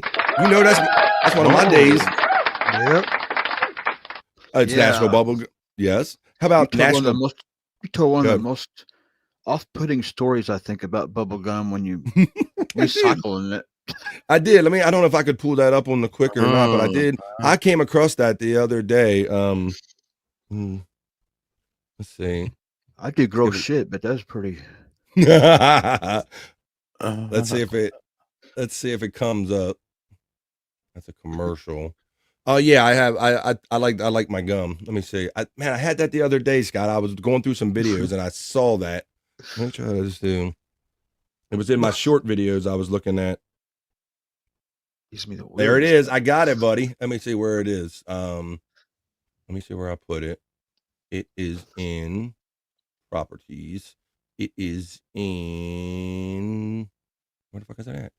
It's in F. Oh, it's in F. Okay. So let me do that. Let me go to my F real quick. I'll find this and I'll let the video tell the story. Let me find this real quick. Let's see. In F, let me type in. Yeah, I have a little kind of a thing I used to do with my gum that I confessed on the right. There we go. And here it comes. Here's the clip I made from it, Scott, because you had such a reaction. Yeah. Got all the smokes. Here we go. Now we'll get to this, Bobby. We'll address this now. I used to save my gum. So yeah, I don't know why I did it. I would, I think I would work up like a big piece and I would add to it. And I didn't think I'd get all the flavor out of it. So I'd stick it on like a piece of foil or a paper plate or something. And I did. I didn't remember that. And, I do chew it though. That's the thing. All right, here's my game. Here's how I thought I was gaming the system. I would take my gum and put sugar back in it. I knew he was going to say that. Scott knew I was going to say it the whole time. I would rub it back in like table sugar, and I would put that shit in my mouth. Now, Scott eats eggs whole and eats like worms and shit with sauce on them, and he's disgusted by me rolling my gum in sugar. I would roll my gum I'd save it, roll it in the table sugar, rechew it again. I do all kind of shit with it until I bought my. There you go. So that's what Scott was talking about. Right, but almighty, yeah. You remember that, Bob and Nick? We all remember that one. Yeah, it was kind of. It just came up on the air one day. So I thought it was funny. It's also National Periodic Day, National Wear Red Day, National Fettuccine Alfredo Day, National Send a Card to a Friend Day. So we got a lot of them today. But let's check out the one since we started talking about it. Let's talk about this Bubblegum Day. I always liked gum ever since I was a kid, guys. I would go get as many pieces as I could when I was younger and put them in my mouth. Scott, I just always liked it. I don't know what it was. You had to carry around the big league chewing tobacco looking chew. I went through that phase. I went through that phase for a little while, a little big league chew. But yeah, any bubble yum. I got some bubble yum on my shelf right now on my famous candy shelf, and I meant to have it within arm's reach so I can enjoy it during this. But I'll read about it just the same. Celebrating Bubblegum Day on the first Friday of February every year doesn't burst many people's bubbles. It's a fun way to chew your favorite bubble gum, blow some spectacular bubbles, and raise money too. Oh, I didn't know that. Bubblegum Day helps raise money for schools and charities they support. Students donate 50 cents to be able to chew bubblegum in class, on Bubblegum Day. Long before any substantial chewing gum formed bubbles, ancient human beings chewed bits of resin from trees. All around the world, people collected substances from the available trees and used them for dental care, and general enjoyment. And I bet some of them even put sugar back in them, Scott.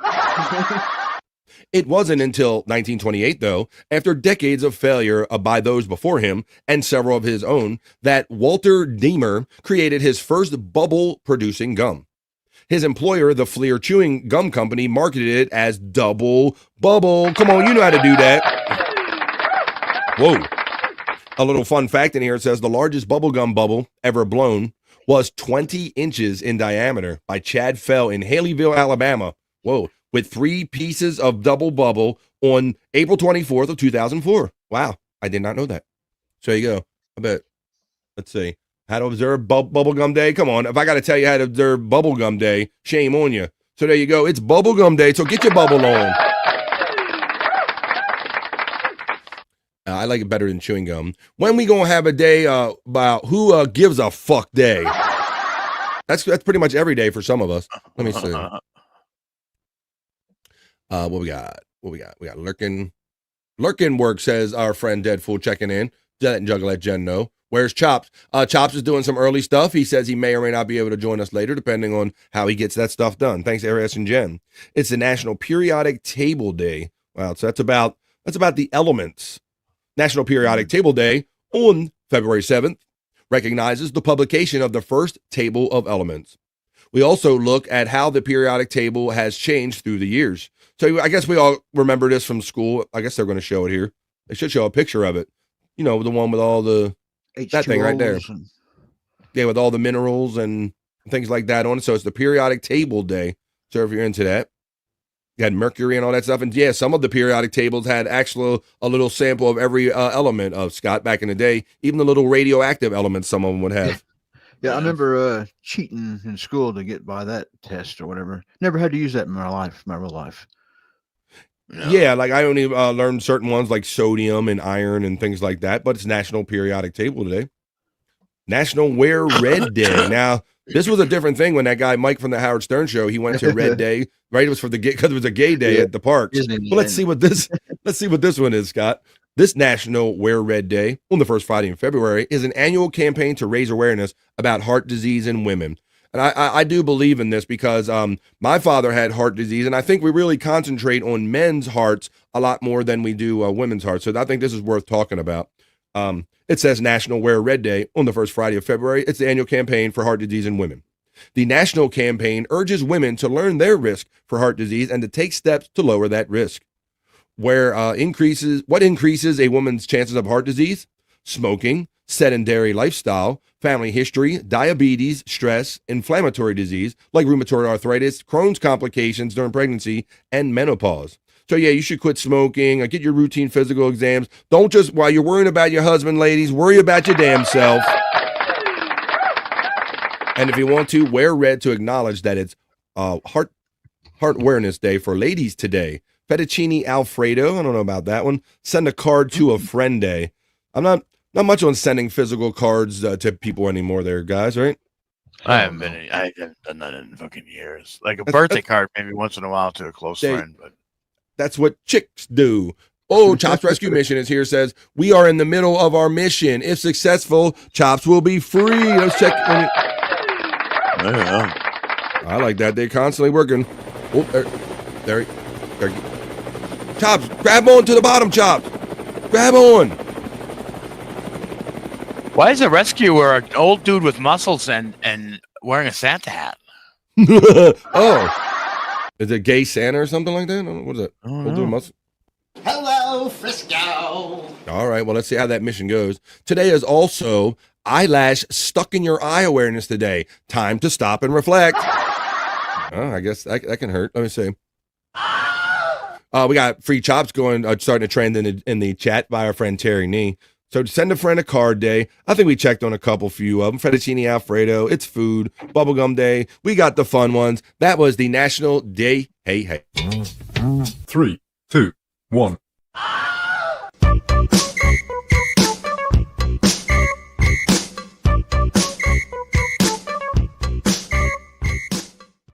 Yeah, we are having it. We're doing it on a Friday.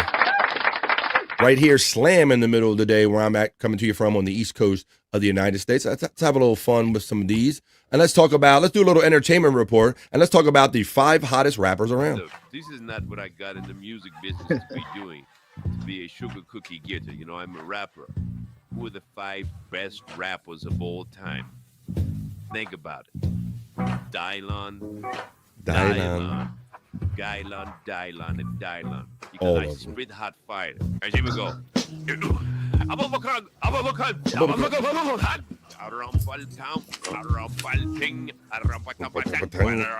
spit hot fire. I rip and I rhyme. I rhyme and I rip. This is the way that Dylon spits. Yeah, you turn niggas some of this hot fire. You can either make this song or not make this song. You're too close, man. You're too close, man. That's a Martini Steve jam right there. A little fun right there. No entertainment report. Tits McGee says, can't send a card. Canada Post isn't friendly, Bobby Nick. Well, it happens that way sometimes, yeah. Oh, it happens. I know you've had your concerns and your complaints about your judgment about that stuff recently, right? They better give me my fucking PIN number here very soon. Get the PIN in. Well, it is Super Bowl weekend, folks. Oh, God.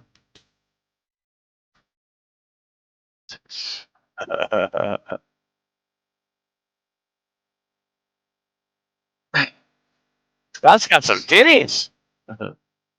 Me titties. Oh, gosh. So because you have known each other for so long, Scott, will you guys be interacting at all for the Super Bowl? You going to avoid him because he's a KC fan and you can't stand out of it? What's it going to be?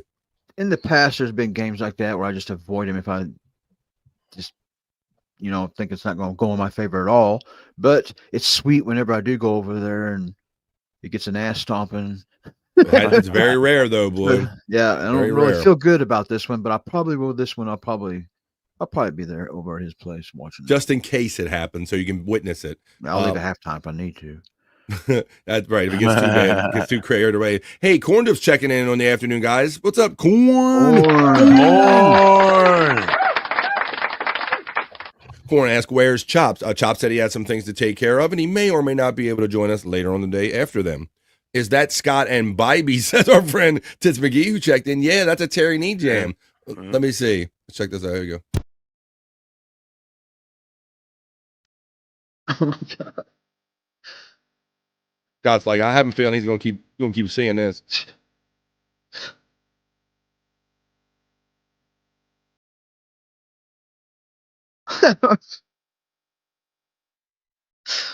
All right. Well, it's Super Bowl weekend, folks. So yeah, I don't know. Like I said, I'll have it on. I might look if they have like a crab special or something. I might get some chicken wings if the chicken wing plays. Although I got some chicken, I got an air fryer at home, Scott. I might just air fry me up some chicken wings, buddy. I got one also, and they make excellent chicken wings. Fuck yeah, bro. Yeah, you can cook anything in them some bitch. I haven't done bacon in it yet though. The Super Bowl, even when I don't like the game though, I like to watch the commercials. They've been so good, it seems like the last few years, but I used to love the commercials. Well, that's so. I've been a football fan, the better part of my life, and that's what I didn't really notice how it affected non-football fans, Scott. But I even tell, like, even among, I don't know about, can't speak for Bobby Nick, but even among our non-football fans, you might get caught up. You might be going over to your family's part. You always seem to get caught up in it, even if you're not a direct football fan. There's still a lot of involvement in the Super Bowl for non-fans. Yep. So let's see. So it is kind of, let's see. Oh, Tiff with 3Fs checking in, and she has an answer about the status of our friend Chops. Says he's taking care, in air quotes, of something. All right. Wow. Oh, something. We knew what you liked. Yeah. Well, there you go, Bob. We haven't done those today. Wow. That deserves. What's up, the lovely Queen Tiff checking in today on this Friday. Feezy is doing wings tonight. Woohoo! Says our friend Tits McGee. Nice. Tiff is getting hearts and laughs from Mandy Diff. And there's the Nightbot running my link tree. All right, folks. Well, I do have. Oh, actually, it's 1:33, so I went a little bit past. I was just having a little chatter in there, I guess, trying to make it up to it. But we are at that halfway point of a 3-hour live show right here on BF Live, The Vibe. Dream Show 242. Yeah. I think I need a piss break, man. All right, buddy. Well, I'm glad you said that. You are right on time, buddy. So that's what we're going to do right now. Bobby Nick needs one. Scott has the sign up, and maybe some of our friends need one. So this is what we're going to do, folks. It lasts about 2.5 minutes. We're going to take the piss break. So this is the time to grab a smoke, grab a drink, grab something to eat, grab a friend, and tell them ain't nobody have more fun than we do here on the midday, right here on BF Live, The Vibe. We're going to do Cyke Labs. We're going to do Soulful Horoscope Readings. We'll do Juicy Man Meat and Sharks. Everything you want, folks. But this piss break, it only lasts 2.5 minutes, folks. So go ahead and do what you got to do and come on back on the other side for basically like a whole other show right after this, folks.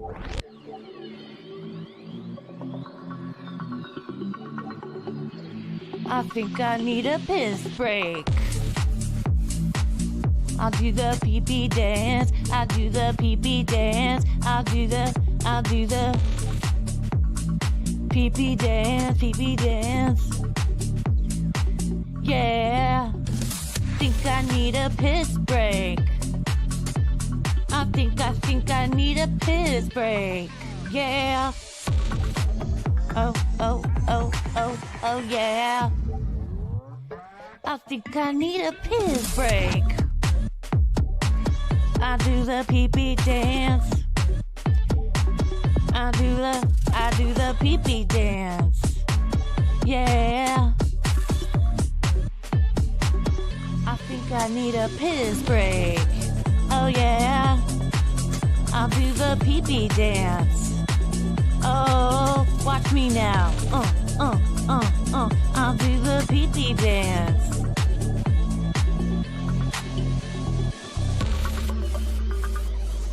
Come on, give it to me, that pee-pee break. DJ, hook it up. Drop that beat. Yeah. I'll do the pee-pee dance. I think I need a piss break. I think I need a piss break. Yeah. Watch me now.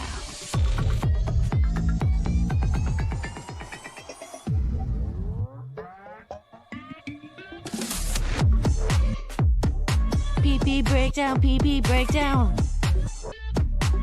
Break it down, pee-pee, yeah.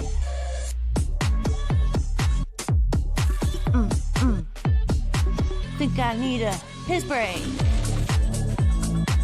I think I need a piss break. I think I need a piss break. Oh, yeah. Wash your hands. Don't be gross. I know you touched your pee-pee. Well, come on now. We'll ease back in it. For everybody, maybe take an extended minute to do the piss break. We are back, folks. That's right. For BF Live. This is the other side of the stream show 242 on the other side of the piss break. Tits McGee says, standing in line at the ladies' room. We need 2 more minutes for the ladies. That almost sounds like that song, standing in a phone booth in the rain, whatever. Standing in the line of the ladies' room. We need 2 more minutes for the... All right, we'll do that. We'll hang out there a little bit. We'll just kind of talk to you, and I'll start setting up the next thing because we're going to do. Oh, look, I got some gum, folks. I told you, I ain't kidding. I got some bubble yum. You know about that. I was eating a Tic Tac. I'm going to enjoy some gum since it's National Bubblegum Day. Why not partake? See, I actually partake in some of these national days. So, yeah, I've always liked gum. I'm not going to have a whole... Oh, hey, Scott. I got some gum. Pre-sugared gum, buddy. I've stepped it up in the world. I'm not going to... good. When it's done, I'm living good now. When it's done, I'm just going to throw it away, buddy. No. See the line at the ladies' room? I heard about it, man. I heard about it. Yeah. Got a meeting in the ladies' room. I hear she'll be back real soon. Let's see. All right. We're waiting for Bobby Nick to get back. Enjoying some gum. I'm not a piss freak like Jim Norton or a dance mom. Interesting. She always leaves in a hurry. Oh, funny. She's funny. All right, go. Well, I haven't seen any kind of Jim Norton lately, but I hope you guys, I'm glad you guys are hanging out with me. Oh, what you got, Scott? You look like you got an armful of something. What you doing? You don't hear me yet. I see you're up to something. Yeah, I just got something. I just got something in the mail. These things are the devil. And what? Nutella These things in Nutella. Do they got the sticks in them? Where you just dip the sticks in them? I just use my pocket knife or a spoon. I was gonna say use a finger. There you go. My daughter likes Nutella, but you get it from Amazon? So I don't know where they come from. Really, there's come in like a little package thing someone sent to me. Oh, the Nutella gods send them to him. It's my what do you call them, enablers? Because I'm trying to diet all the time, but then I got some people that try to find their way to my heart with food or drink. Like Chris Farley, he always used to get people giving him drinks and drugs. People are always like giving you food, your weaknesses, right? Come on, man, we'll drink with me. Have a snack with me, Scott. Come on. Hey, hold on, Scott. Did they send you Sody too? Well, I went and got that this morning. Oh. That's cool. Man, this stuff's good. Nutella. Yeah, I've seen it come with the little snack thing with the little sticks. Yeah, snack sticks. Most people, I guess, you're supposed to put it on, use it as a spread, but I just eat it straight. Let's see. You could drink it if you want to. Let's see. Juggler Jen says, "Thank you, Scott. You found my Nutella jars." Bro, like you reminded me, like you could put it on an ice cream cone the way you eat it and just lick it off an ice cream cone. There's an idea of way to eat it. Oh man, but you probably get a rot. Look, you just take a whole finger full of it. He ain't messing around with that Nutella. You can squeeze, they're plastic bottles, so you can squeeze them and just kind of. Jen don't and Scott don't. You just squeeze it out of there. It's froze. It's frozen. Because it was on the porch, so it can't come out the way it normally does. That's funny. Shit. Oh my god. Damn, my dude is heavy in a Nutella game. True story, says Stacey Allen. I have never had Nutella in my entire 51 years of life. Well, I've never had it either. Yeah, I've never had it either. I never tried it. Seen it so many times in the grocery stores, but I was like, so we're not no Takal, no Nutella. I got a list over here. Let's see. It's delicious on fruit and ice cream and milkshakes and everything. She said like Forrest Gump over here. Milkshakes, ice cream. It's delicious on fruit. It's good. I don't like it, says our friend. Me 3 says FJM. Me too, me 3. He got a me 3 checking in over here. So there you go. We got our pro Nutella crew over here. All right. Well, why don't we do this? Because he's my bro. I know we got some funny stuff coming from him, and I know that him and the missus are in the chat. So it's that time, folks. It's time for Cyke. Cyke.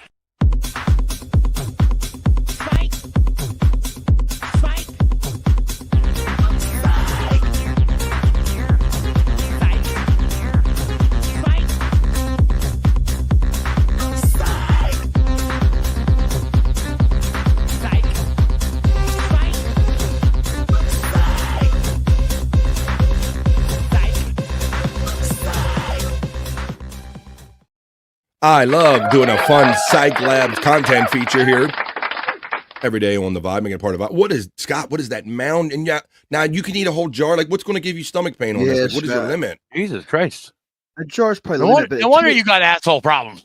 Yeah, I think it's going to come out much the same as it's going in right there, buddy. It tastes like a melted chocolate bar. If you like chocolate, melted chocolate's even better. It tastes like a melted chocolate bar. Wow. Would you just, here we go. Putting his mic down. He's going to take the whole thing. Damn. He just eating it like off of a knife. Holy shit. You're going to get it on your mic, says Juggler Jim. I bet that's not the first time he's heard that. Stacy, don't start if you love chocolate. My kids and grandkids love it, said our friend FJM checking in. It's hazelnut and chocolate. Our friend Juggler Jen lets us know. But I forced myself to read the ingredients step from eating a tub of chocolate icing. Sure it is. That's how Scott just ate it too. Cyke Clyde is having fun with the Cyke and the BF Chang emojis because this is when we come together. That looks like something Wendy would send Bobby Nick in a text pic. It does. It does look very toiletish. You're not wrong about that, Stacey. Stacy, the key is the smooth melts in your mouth. It kind of that's what Scott's saying. It's kind of like a melted would you say a bar, a candy bar, right? Chocolate bar. Buttery. It's like my man. Yummy yummies from Juggalette Jen. Well, let's get into a couple of these right here. And I like not only showing these, but I like having Scott here because Scott hasn't been here in a week or so he might not have seen all of these. So I'm like getting your reaction to some of these ones that we've seen. But don't do it now. Don't go to Cyke's page now. Click on his link and do it after this. Right now is my turn to show you my favorite Cyke Lab stuff. And Scott, I really want to show this to you because you know our boy Monotone Matt, right? Monotone Matt? Oh, yes. Well, this is Monotone Levy. Monocast with Bob Levy. From Cyke Labs. Monocast, yeah. Monocast, bless the grass, yeah. Real fast.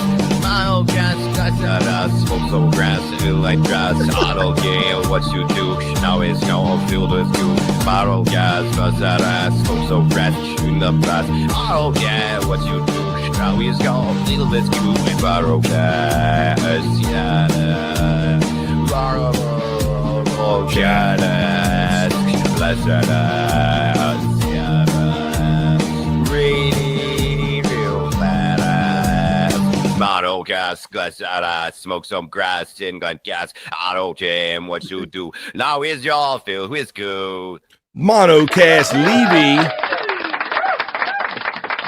from the Twisted Mind of Cyke Labs. I didn't even know I needed that, Scott, until I saw it. I never even thought about Monocast and Bob Levy mixed. I thought that was great. But that's what you get from the Twisted Mind of Cyke Labs right here on the Cyke Labs content segment. And speaking of what you get, you know, I've got a couple super chats today that I'm very, very grateful for, but I do got some bills to pay. So I'm going to show you a little ad right here. And after these messages, we'll be right back. Right after these legal messages here, Scott. One of the most psychologically damaging things parents can do to children in divorce is disparage one another. Oh, look at that, Judge Chang. She gonna go talk to the judge, and Scott, that's me. Judge Chang up in this. I even have to make Come here. Tell back. Half of your kids' genetics come from this cushion you're spewing hate about. Your children have the right to love you both. More than that, they deserve to love themselves. Wood, Scott. Wood. Marilyn, the orc by the men's rights divorce. Right? Marilyn. Wait a minute. Not me. I know. Of course I do mean. There you go. Guys, Wood. Well, eat slower, Scott, says Juggalette Jen. Right. Yeah. Wood. Here we go. Wood. Oh. Psychologically have the right to love you both.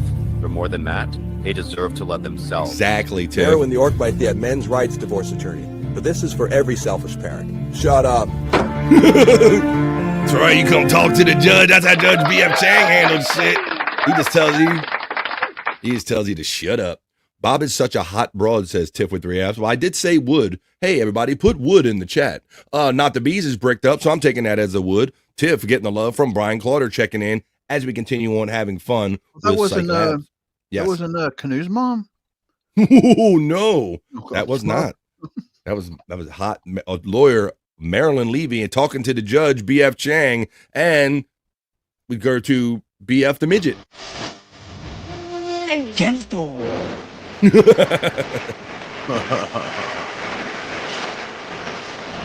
Finish him. Gentle. I always like the pelvic thrust. There you go. It's a little me on Cyke Labs. Well, my friend's a little baby Bruce Lee there. Little Bruce. Hey, I don't know that I don't. Even if you've seen them, I want to show them to you again, Scott. I got some great ones from Cyke Labs here involving the one and only Wendy, our lovely Wendy. So let's show right now. This is from Cyke Labs. This is Wendy, Bobby Boy. Bobby boy, I love you. Bobby boy, I love you. Oh, there you go. So there's a little Bobby Boy. Even got Wendy in on it. You got Bob Levy on it. I get on it. Wendy gets in on it. And let's see what else I got here for you. Ooh. Now, Scott, I don't know. You've been hearing about the saga with Uncle Jack lately. He's been hitting the stuff a little hard there, Scott. The sauce? Yeah, we're worried about our boy Uncle Jack. He's been showing up on multiple streams, kind of tore up from the floor up. All right. I've seen him milking himself a few days back. Yeah. Well, Of course, Cyke has our video response to this. Here you go. This is Uncle Jack Leahy from Cyke Labs. This little device right here. I just take a little blow, and it tells me when it's time for a little top up. Because when I first got this, I used to ride it around 0.20, which is fucking wasted 24/7. But now I leave it at 0.12, which is perfect. It's right in the fucking slot, just past the click. That wonderful moment, just like Julian. I'm sober enough to know what I'm doing, and I'm drunk enough to really enjoy doing it. Oh, too good, ain't it? I seen it like 0.10. acting just like this a couple nights ago. Yeah. For a little drinky poo. Cheers, genitals. Cheers, genitals. There you go. So that is Uncle Jack Leahy. Like I always say, from the twisted mind of Cyke Labs right there, Uncle Jack Leahy. Did you even see that that Wendy had to give did you see the intervention that Wendy gave Uncle Jack, Scott? Oh, yeah. Oh my goodness. Well, we'll go over that a little bit because you know our friend Wendy, she's been on the Vibe a lot. She hangs out with you and all of us, right? Bobby Nick hangs out late at night. And so she sees what's going on, and she sees what's going on with Jack, bro. And so when her and Bobby Nick were doing a show the other night, Wendy's concern for Uncle Jack came to the surface, and this is what she said, buddy. She shared some words of wisdom. Let's check it out. As we take a little this is provided by Cyke Labs. He did clip this. This is Wendy the slow adult giving Uncle Jack an intervention, Scott. Hey, Bobby, can I ask you and 2K a question? Sure, Wendy. Go ahead. Do you think the old man Jack will stop drinking? No, never. No. People drink until his liver dies. Yeah, Jack has what we like to call inner demons. Oh, okay. Yes. Yes, it happens. Yes, and when he drinks, they become outer demons. So they get to come I and play for a I hate to see Jack die, Bobby. Well, what about a coma? What if he just went to a coma? Because of the lab. He doesn't deserve to die, Bobby. He needs to quit drinking. Please, someone clip this. This is Jack, please. Yeah, Jack wants to see this.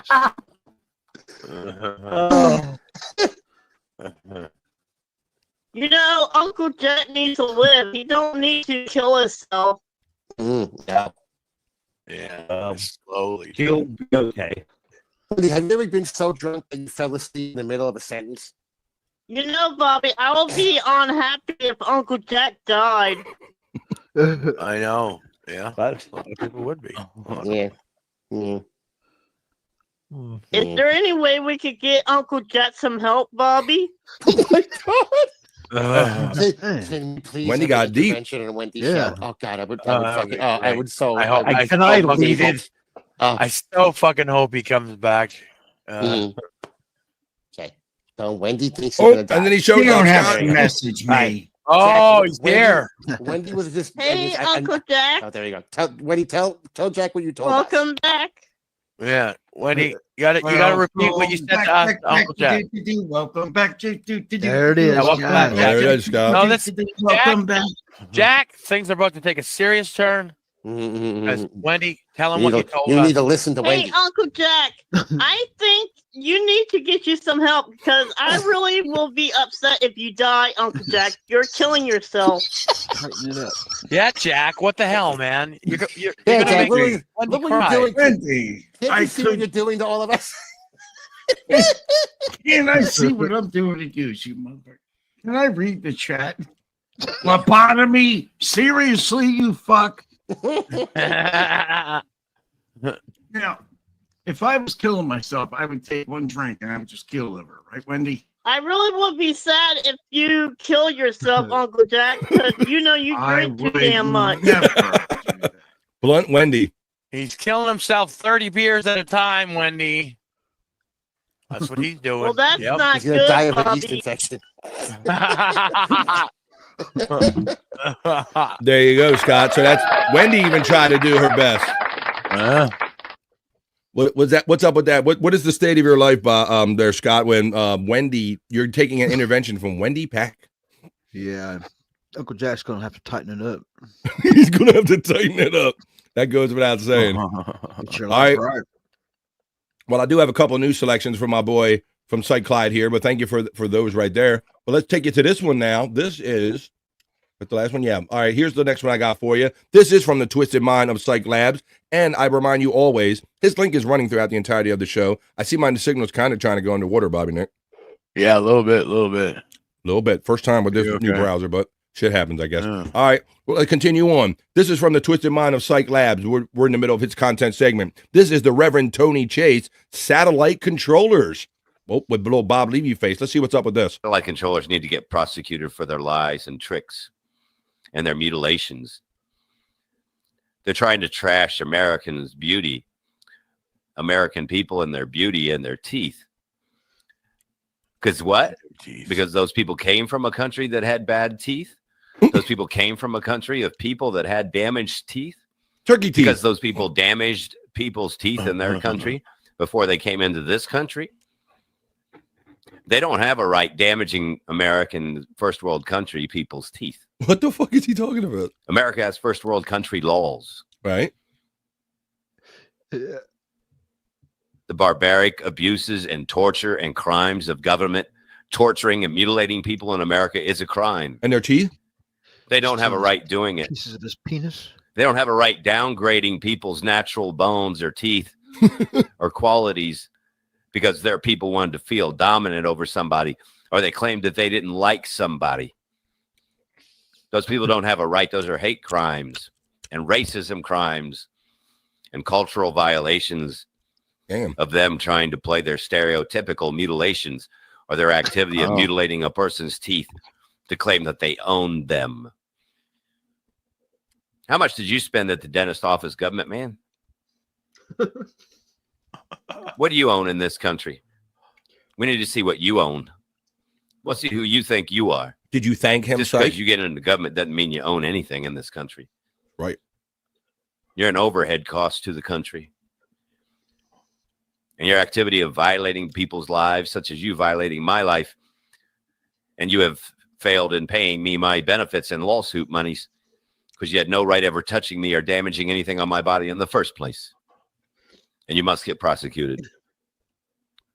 The satellite man cometh from Cyke Labs. That's crazy. That's the Reverend Tony Chase mix. The satellite man cometh, says Brian Kowalczyk. Cyke asks, have you never seen Tony Chase? He's crazy as fuck. I've only seen him through your offerings here. And I have seen a couple times where OJ watches him and he starts talking like that, Scott and Bobby Nick, and I'm like, I'm out. I don't know what the fuck he's talking about, right? Yeah, right. He thinks he's had it, I don't know, 70-foot penis, and they're stealing little bits of it at a time. He's royal blood. Crazy. Wow. Imagine in those delusions of grandeur, thinking you're that important in this whole equation of life. Fantastic. Let's see. OJ watches him, but did you thank him is what I said. You must thank OJ thoroughly is what I understand. Thanks, OJ, for showing at the Cyke Live. Bobby Nick, Brutal Pain says, wow. There you go. That's the proper way to do it. You thank you, OJ. Right. Popke checks in on a Friday. It's been a minute, Popke. He always says he's usually busy. Good day to the Franverse. Been traveling and haven't been able to make smart-ass comments live. Well, welcome back. Come on and make up for lost time, Popke. Welcome back. Someone should stay on his medication, says FJM. Wait, did I hear 7-foot penis? He says, Scott, not the bees. And by the way, if people's into this Chase guy, I found the female version of him, and she's over the top, called Tammy Hull, Hull. You got to go down that rabbit hole. Yeah. I asked her the monkey question. I got banned within the first. I went too hot. I wanted to have a little back and forth with her because she's kind of the new up and coming locale. Yeah.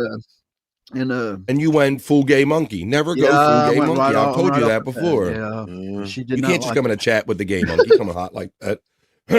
All right.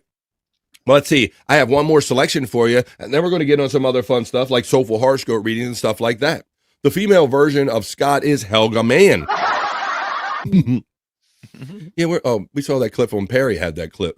All right. Well, let's continue. I got one more piece of Cyke Labs content right here, folks. And you can enjoy these anytime at your leisure by clicking on the Cyke Labs YouTube link that's running throughout the entirety of the show. But not right now, because I'm going to show you the latest and the greatest from Cyke Labs, from the twisted mind of Cyke Labs.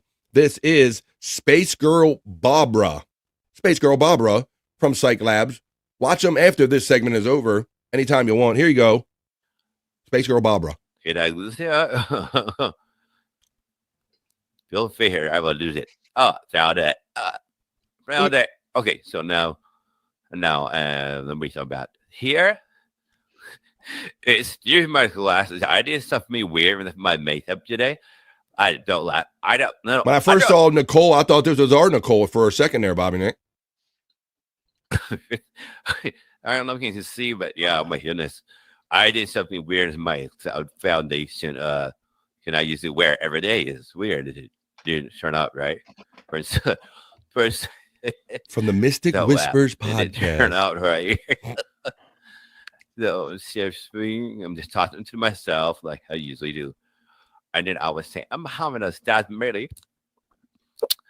So here, let's see. Is it this one? This one.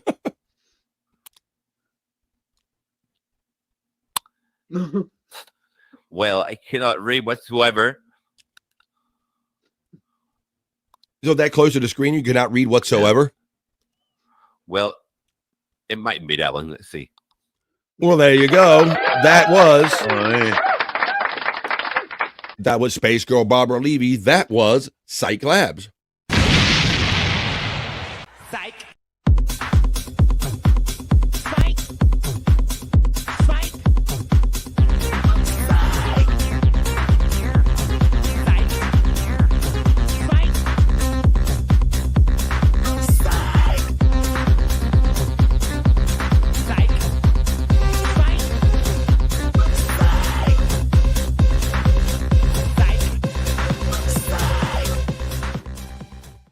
Cyke Labs Content. Check him out on YouTube. Give him a like, share, subscribe when you see the link go by in the chat, folks. Fucking Joey Rosie fucking does it again. Oh, yo, you thought you seen it all? Wrong again for nope. Don't get a load of this. Fucking Joey took the fucking fresh lettuce, the fucking onions, the fucking sweet and the hot peppers, the fucking bologna, a fucking salam, a fucking ham, and then he shoved it in a fucking the tranny case of a fucking 73 Plymouth Fury. Forget about it! I fucking ripped up of it! Motherfucking moron! Joey fucking Roses! Shit! Motherfucker! Forget about it, you fucking sack of fucking shit! You motherfucker! I'll fucking stomp on your fucking face, you fucking piece of shit! Get at the fucking restaurant and fucking try one of these now, you motherfucker! You fucking hear me? Son of a fucking bitch! This fucking Joey Roses is fucking going places, you know what I'm fucking saying here?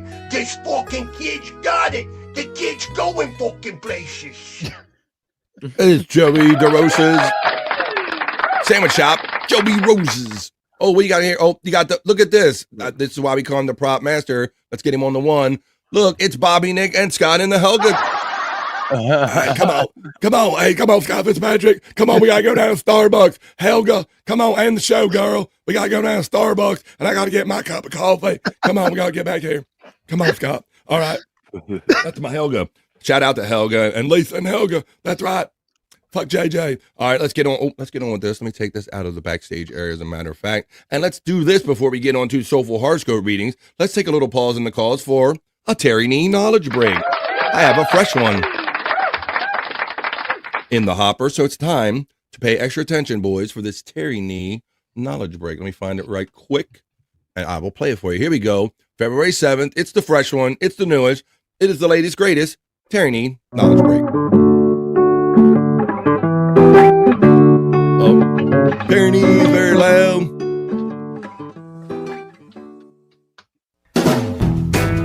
What are we going to learn today there, guys?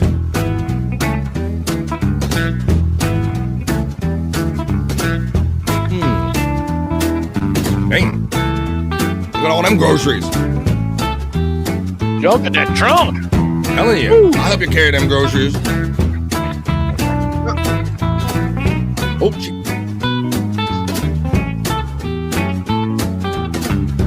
What are we learning? This is about titties. Big asses and big boobs are nice. That's what we're learning right now. Hey, everybody. We're going to do the Soulful Horoscope Readings in a minute. Right now, we're in the middle of a Terry Nee knowledge break. I'm learning that I like breastises. Goddamn, Joe Rogan. Hey, jingling, baby.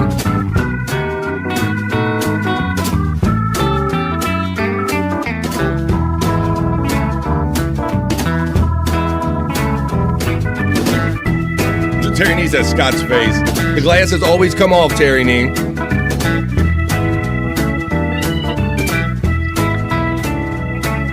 Brutal Pain's bricked up. Stacy's bricked up. The Duke of the Popkey, he knows what's up. He says it's the more you know here.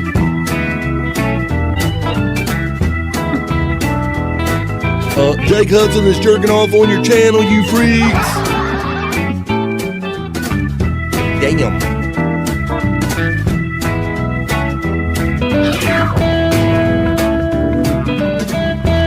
All right, well, it is 3 minutes long, so maybe I'll have to share you some more with that. But boy, that's quite extensive. Terry Nee, that was our little Terry Nee knowledge break. Jake Hudson is jerking off on your channel right now, you freak, says Mr. Doodle checking in. How you doing, Mr. Doodle? Well, I don't know about all that jerking off stuff with our boy Jake. LOL. Happy Friday, Mr. BF. Happy Friday, Mr. Doodle. Look at all those muscles coming in here. Whoa, why you ground? I complimented your muscles. What's going on? All right, it's all right. I haven't seen Mr. Doodles in a while. That's right. I see him pop in and out of the chats every now and then. Terry Nee does exhaustive research. He means he jerks off a lot. Outstanding, says FJM. Mr. Doodle says, Bobby Nick, I'm literally your biggest fan. You know that. Thank you very much, Mr. Doodle. Freakishly big muscles. BF can't last 3 minutes. That's right. I'm spent, says Terry Nee. Yeah, 3 minutes is a bit of a tome for a show like this. When we're doing quick hits of 30 to 60 seconds, a minute or two, you're up there 3 minutes, you know. So I don't want the ladies complaining to me about equal time, Bobby Nick, right? They'll be jumping on my shit. They'll be hitting me with a timer going, yeah. Is there even any ladies left in the chat? Ooh, well. They always pop up when I do a particular segment, Bobby Nick, but you're not. But yeah, when they feel they're being slighted, they will show their faces. Absolutely. BF can't last 3 minutes. How dare you, Terry Nee? Well, I don't even know that I can last 3 minutes or not. I don't even know what the weekend holds for me because I haven't gone over to my studio yet. I haven't rubbed my crystal balls yet. You haven't put your signs in the chat yet. So I could tell you your Soulful Horoscope Readings head into the weekend. It is time for the Soulful Horoscope Readings. Hey, are you feeling lost in search of life's answers? Well, search no further. This is BF's Soulful Horoscope Readings.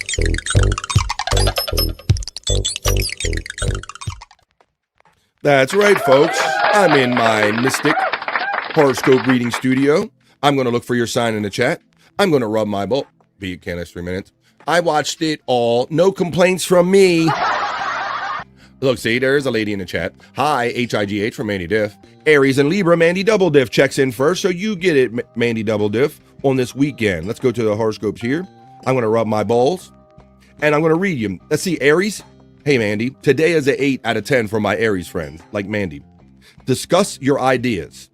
Write your story. Express a balanced view. Invite participation.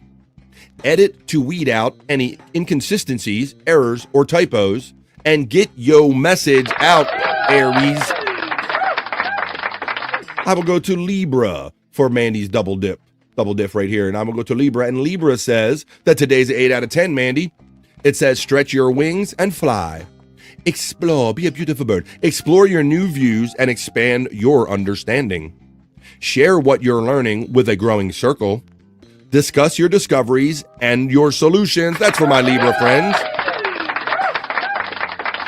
This is not only for Stacey Allen, but it's also for my friend Popke, who says that there are rarely any good Scorpio horoscopes. So let's see if we can turn that around today for Scorpios, for Stacey Allen, and Popke.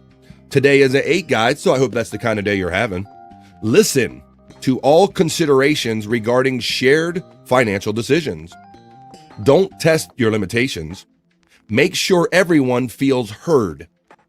Align pragmatic solutions together and support each other. Thank you, Popke. And thank you, Stacey Allen. Not the Beast checks in and says, Virgo squad, rise up. So let's do it. Let's rise up together. It's nice to have some fellow Virgos in here. So I'm going to read it for me and for Not the Bees and for I Blade Queen Tiff with 3 Fs. Today is a 7. I'm feeling a little better than a 7 even. Keep your feet on the ground and keep reaching for the stars. No, keep your feet on the ground. Prioritize professional responsibilities and deadlines. You mean like doing a show Monday through Friday? Understand the history and avoid controversial moves. Care for what you've already got. That's right, because you don't know what you got till it's gone. I support you, the fellow Scorpio, Stacey Allen, Popke. And then Stacey is getting the love right back from Popke with the smiley face from Popke. And now I'm going to go to Vegetarius. It's not a sign anywhere else, but it is right here on BF Live. So this is for Bobby Nick and all of our other Sagittarius/Vegetarius friends. Hey, Bob, today is an 8 out of 10, buddy. So I hope you're having a good day up there in Canada.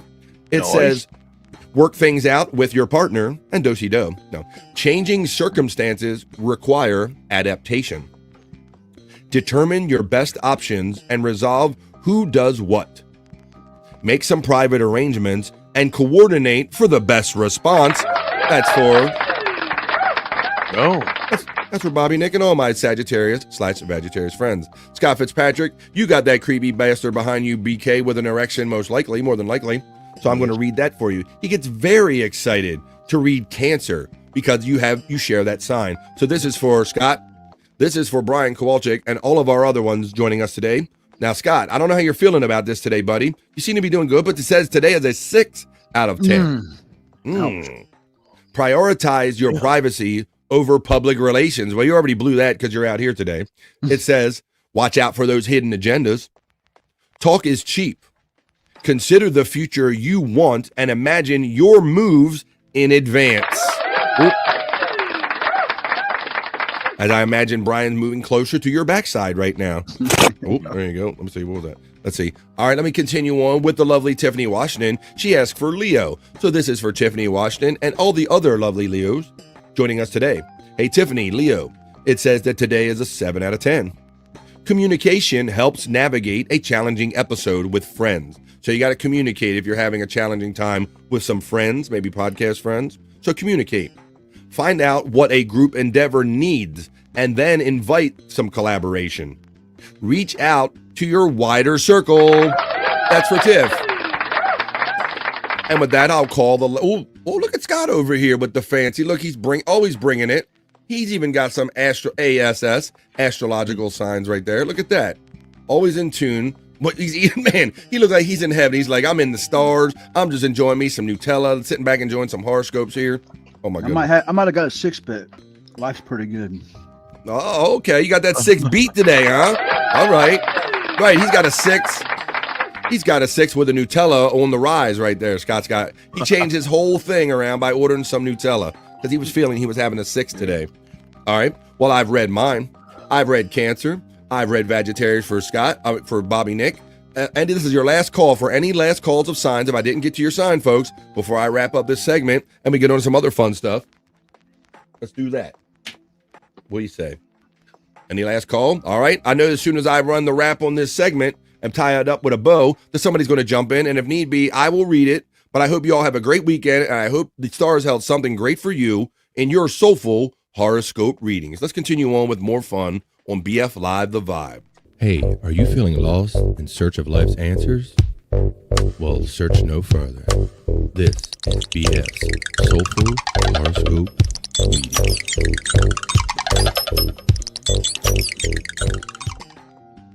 That's right. I forgot to turn my porn/horoscope music off. Yeah, there you go, Scott. Let me turn it. There we go. We killed it now. I got some take some stuff backstage. I got that. Oh, but this I see this back. I did it Super Bowl weekend. Oh. I ate too much Nutella. You ate too much Nutella.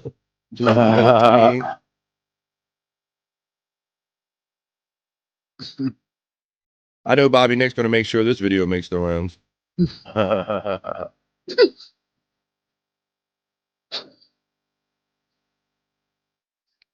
That's our boy Terry as we continue on having fun here on BF Live the Vibe. 13 minutes after 2 o'clock. Bobby friend, yeah, man. Scott shared something in the group chat of him getting blocked by that what's her name? Tammy Hole. Tammy Hole, the new locale. Yeah. Okay, so I see your things pop up in our chat every now and then, but I don't always get the context. But I did see this come up. So this is somebody you thought was going to be a new locale. Oh my goodness, she looks like a doozy, Scott. Man. Yeah, go to her page, Tammy Hole, and it is full of crazy shit. She lives in a car, and she thinks all the conspiracy theories, they're all out to get her. She's nuts. Wow, here we go. This is our boy Scott checking in, and this is kind of what happened when he checked in. This is Propmaster. You can find this on Scott's page. His link's also running too on YouTube at Propmaster with the number 69. But let's watch Mrs. Hall here. Oh, shut up, Scott. You're not funny. You sick fuck. Get out of here. that was after your question? Yeah. And if you heard all her, she has got the filthiest mouth. And she wasn't having me that day. Well, that's so funny because you're telling me of all these hardships and all. So you figure here's somebody that can take a question about a gay monkey and jerking off and to just kind of roll it off her back, right? Like nothing. Yeah, but she's unpredictable, man. Loose cannon. She's only got 2 gears, 1 and 10. Wow. Well, let's watch it from the beginning again because you had already asked the question in her chat. I'm picturing her in her car, her house car, and she's reading the comments and she sees yours. And then this is the reaction. And tell everybody the question that you asked for those that don't really know. I altered it a little bit for her, but if you ever had a monkey on your back, would you leave it there or would you beat it off? So that's what she asked. And here comes the reaction live in the chat as she reads it. Oh, shut up, Scott. You're not funny. You sick fuck. Get out of here. And that was the end of me. Sour watermelon drop. Damn. She dropped you like a bad habit. Yeah, and I was wanting to have a little banter with her. I wasn't really wanting to get banned right off the bat. I told you. And you didn't even say gay monkey. You went just monkey and she didn't even like it. Yep. And when I apologized for, because whenever I do offend somebody, I'll wait a minute or two and then I'll tell them my thing that I didn't really mean no offense or whatever when the ones that don't like it. But except for Tom Goley. But that's how I found out I was blocked. I couldn't even apologize to her. Damn. No, eh? Jerry Lane says she's on all day, every day. Really? All right. Well, I wasn't aware of her, but I'll look out for her to come up in my feed now. Jerry Lane says, I have a pretty version of her. Delusional lives in a car. In your area, huh? You said his name and you caused it the trend there, Scott. The FTGs are starting to trend in the chat. Don't forget, folks, that those of you who are members here on BF Live, you can have fun with the FTG poo emojis up here in the chat. There's the BF Chang emojis. Lots of fun for as little as $4.99 a month or $9.99 a month if you got it so. But yeah, that was your Tammy Hall that you were trying to tell us about in the group chat. Yeah, and she's so nutty. I just want to have a little back and forth with her and see what I could. Sure. But I went too hard, too quick, I guess. Yeah, you seem like you were like relating to her. I can't wait till you guys see it, man. She is crazy, she's yelling. She's like she's Perry, like a Perry, and mixed with the guy Tony Chase, whatever his name was. She looked kind of. Go ahead. I watched a little bit of her the other night after you said something, Scott. And I was like, what the fuck? She don't have quiet moments. She goes to town halls and raises hell and shit like that. Well, Scott, I have noticed your increased prowess in editing and putting out shorts and stuff since you haven't been walking. And I have this one about you put in the no filter. This one too, right? Oh yeah, that's watching your short movie. Watching your stuff. Yeah. All right, Scott's making some short movies. You can check them out at Propmaster69. Yeah, he thinks he's gonna well, he might be leaving us soon. 'Cause, to go to another planet or to make movies? What's going on here? to make movies. Yeah, he's going on, moving right. on up. You know. To Well, the here east goes. side. It ain't no wonder because, like we just talked about, he had check out these production values that Scott has learned all on his own. This is called Watching My Step. I made a space odyssey. Check this out. Oh, wait a minute. Went to the other one. Oops. That was you hit the one. wrong button. This one's got poop. Yeah. That one's that was a big old turd in it. Yeah. Like when I went to play it, it slid on me. Let me go. Okay, you got to hit the play at the top. He always redirects. There's another play down there. Just click on it. He clicked on the poop. Where That was is my great. mini movie? Now I can't even get the. Here we go. Oh, now it's loading up now a little better. Let's try this one. Maybe it won't show you a piece of poop. We're not going to ask about the piece of poop. Let's check it out. Here we go. Is there any sound to it, Scott? Oh no, it's a sound. There's no sound in space. Oh, there's no sound in space. Well, that makes sense. Yeah. Fucking Terry's got some nerve sending me a 2,000 time volume fucking calling you a boomer, Scott. He tried to call me a boomer yesterday because I had a weed induced moment of couldn't find something. He's got Star Wars. I can see this. I can see George Lucas calling you, bro. Yep. Look at this shit. That's the end. There you go. That's Scott. That's a little sample of what you see by clicking on PropMasters69 link when you see it go by in the chat of this show today. Boomer, says Terry. Now, Scott, you got to let us know. Did the guy ever make it back to Earth? Well, that might be in the sequel. I don't, like I said, it's just that's just the start rough draft of it. I don't remember what it was exactly, but we said something on No Filter last night about they gave me an idea. I need a rewrite. It was a I can't remember what it was, but you got to go back plus and watch. there's a new ending. There's like a new ending I'd like to put on it with well, it's kind of I don't want to give it away. Oh, don't give away. Them special effects is amazing, says Popke. Thanks. I did it all myself. This special effects are very special. It's beefing about him. George Slokus says our friend Charity. Not Lucas, George Slokus. King of all diff checks in on a Friday afternoon on a vibe. He's bringing a vibe in here. There's Cyke Labs YouTube link that I was telling you about during the whole Cyke Labs content segment right here on BF Live. Let me show you. I got some. Ooh, let's take a little.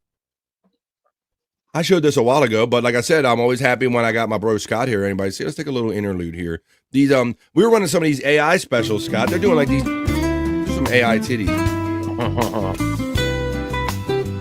Hey everybody, you're watching BF Live. The stars in the night sky, they wink and they gleam. A vision of romance from some distant dream. The future is now, or so it seems, beneath the moon's tender silvery beam. Where's Cosmic dreaming, in your arms I'll glide through Did you have you been seeing any of these, Scott? by your side. No, it's a fake woman, right? It's still real to me, damn it, Scott. Don't tell me it's fake, damn it. Let me see. We got King checking in. In space, no one can hear you scream. That's right. He knows that line. Terry Nee checks in with a most generous and colorful $2 super chat. Thanks, buddy, for my goal of $10 or more. I'm here for you, Scott, says Terry Nee. For your technical support. Here we go. Help me out. FJM liked it and said awesome. That was a fun watch, says Jerry Lahane. Could be a music video, says also Jerry Lahane. That's what he's going to do. He's bringing MTV back. Those AI tits look more real than half the women in LA. Great point there, Popke. All AI says. So yes, Scott, they have been doing some amazing features in AI. They've been like going back and they did The Simpsons, Star Wars, The Jetsons. I'm gonna show you one of these because I watched them with Bobby Nick. But I don't know which one strikes you the most, Bobby Nick, out of those ones that I said. That Star Wars one was pretty good, huh? Yeah, the Star Wars one. Simpsons. Simpsons one was pretty awesome. Yeah. Let's check this out. What we're gonna do is got Scooby Doo too. I got Scooby Doo. Oh, let's check out Scooby Doo. All right, then let's check out Scooby-Doo here. Little Scooby-Doo AI. This is Scott. They I don't know how the future is ever going to know what was real about the past or not, because this is what you get when you jam Scooby-Doo with an AI theme into Scooby-Doo with a 50s theme into AI. Check this out. It was a night like no other.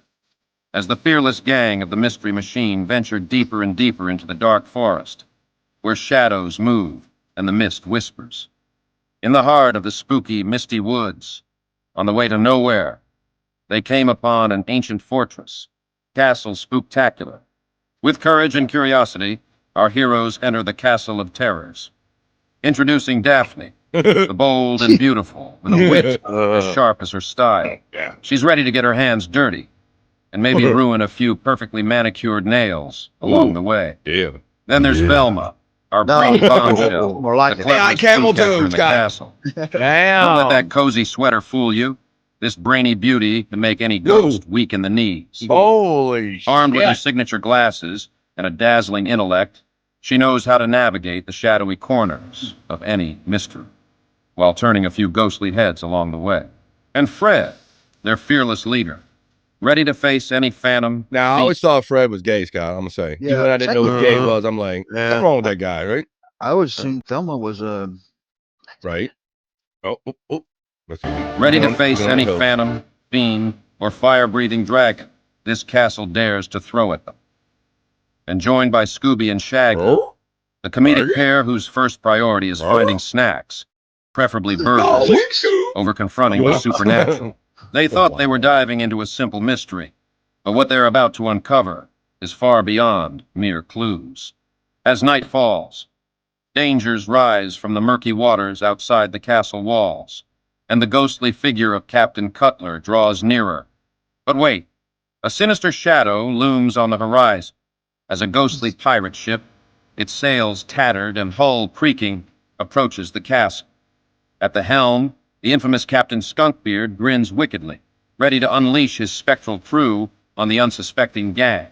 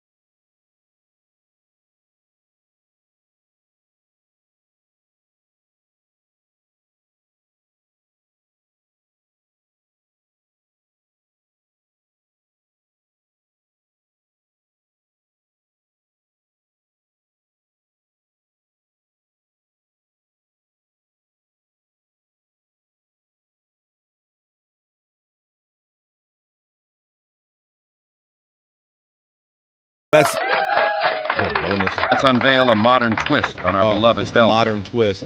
She's still the brains of the operation, Menage? but this time she's strutting her stuff in a stylish outfit that could make any ghost blush. Armed with a smartphone and a wink, she's ready to solve mysteries while turning heads.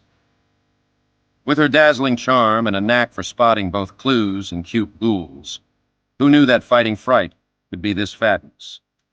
Your support, whether through likes, comments, or just watching, means so much to me. Wow, Panavision Paradise. Nice. Holy shit. Duke of the Dog Dick verse, Chris Popke says, I wouldn't have got caught in jerking off to Velma if it wasn't for my pesky kids. If it wasn't for their damn pesky kids. That's right.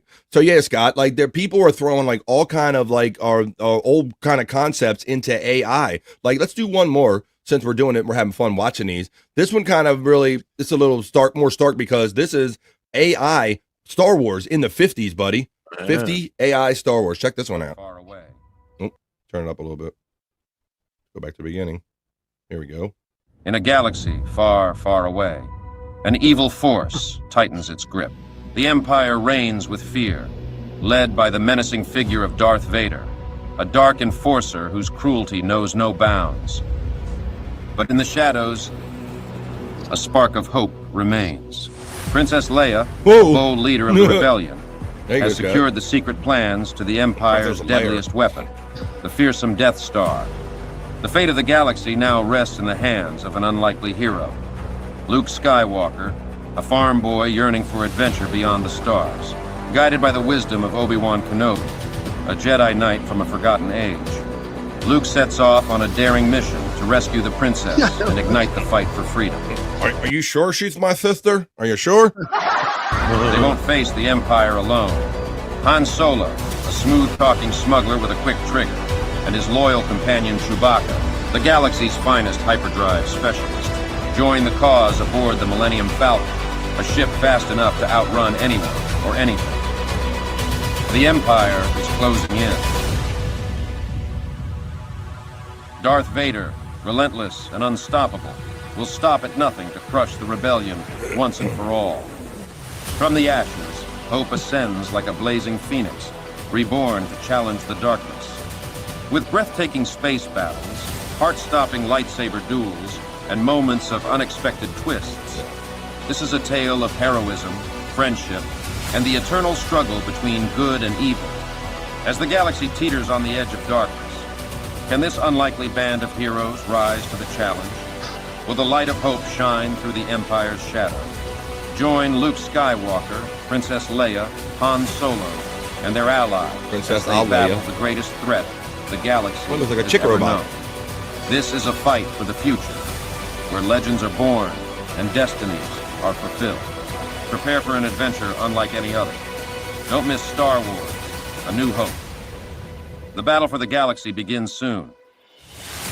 There you go. That's one right there.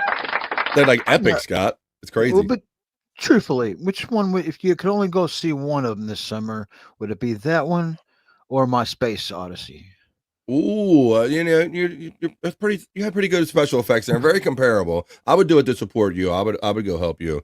It's a blockbuster this summer. Princess Leia. I get there, Jerry Lahane. You know what I also get? I get that my big sister is stepping up. Thank you for a $2 super chat. My lovely big sis says, "Come on, peeps, help BF." Well, thank you.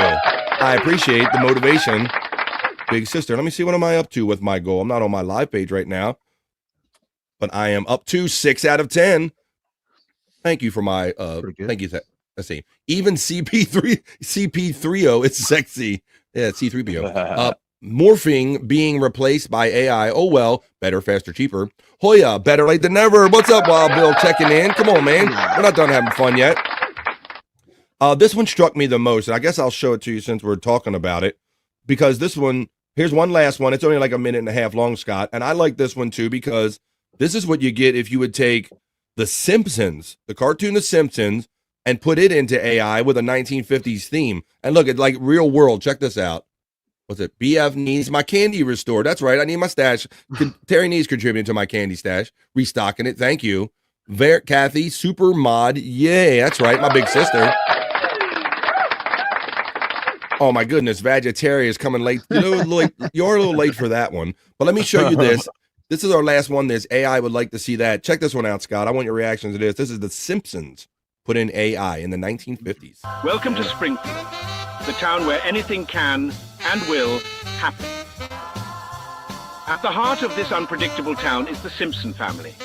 Homer, the bumbling yet lovable father, Look at that, bro. always in search of a donut. Like they made him, it's a little different twist because they actually made him look real world. So that's what I like about this one. Is they didn't just go along with different animation. A nap. Marge, the ever-patient mother, holding the family together with love and a towering blue beehive. Bart, the Mr. Bart, son with a knack for causing trouble at every turn. Lisa. Oh, Lisa. Uh-oh, everybody knew what's up with Lisa. Look. Yeah. Here we go. The brilliant daughter with a conscience bigger than the town itself. And little Maggie, quiet, but always watching. But life in Springfield is far from ordinary. With neighbors like the ever-irritated Ned Flanders, the scheming Mr. Burns, and the grumpy bartender Moe, the Simpsons world is a chaotic whirlwind of laughs, lessons, and the unexpected. In Springfield, everyone's got a story.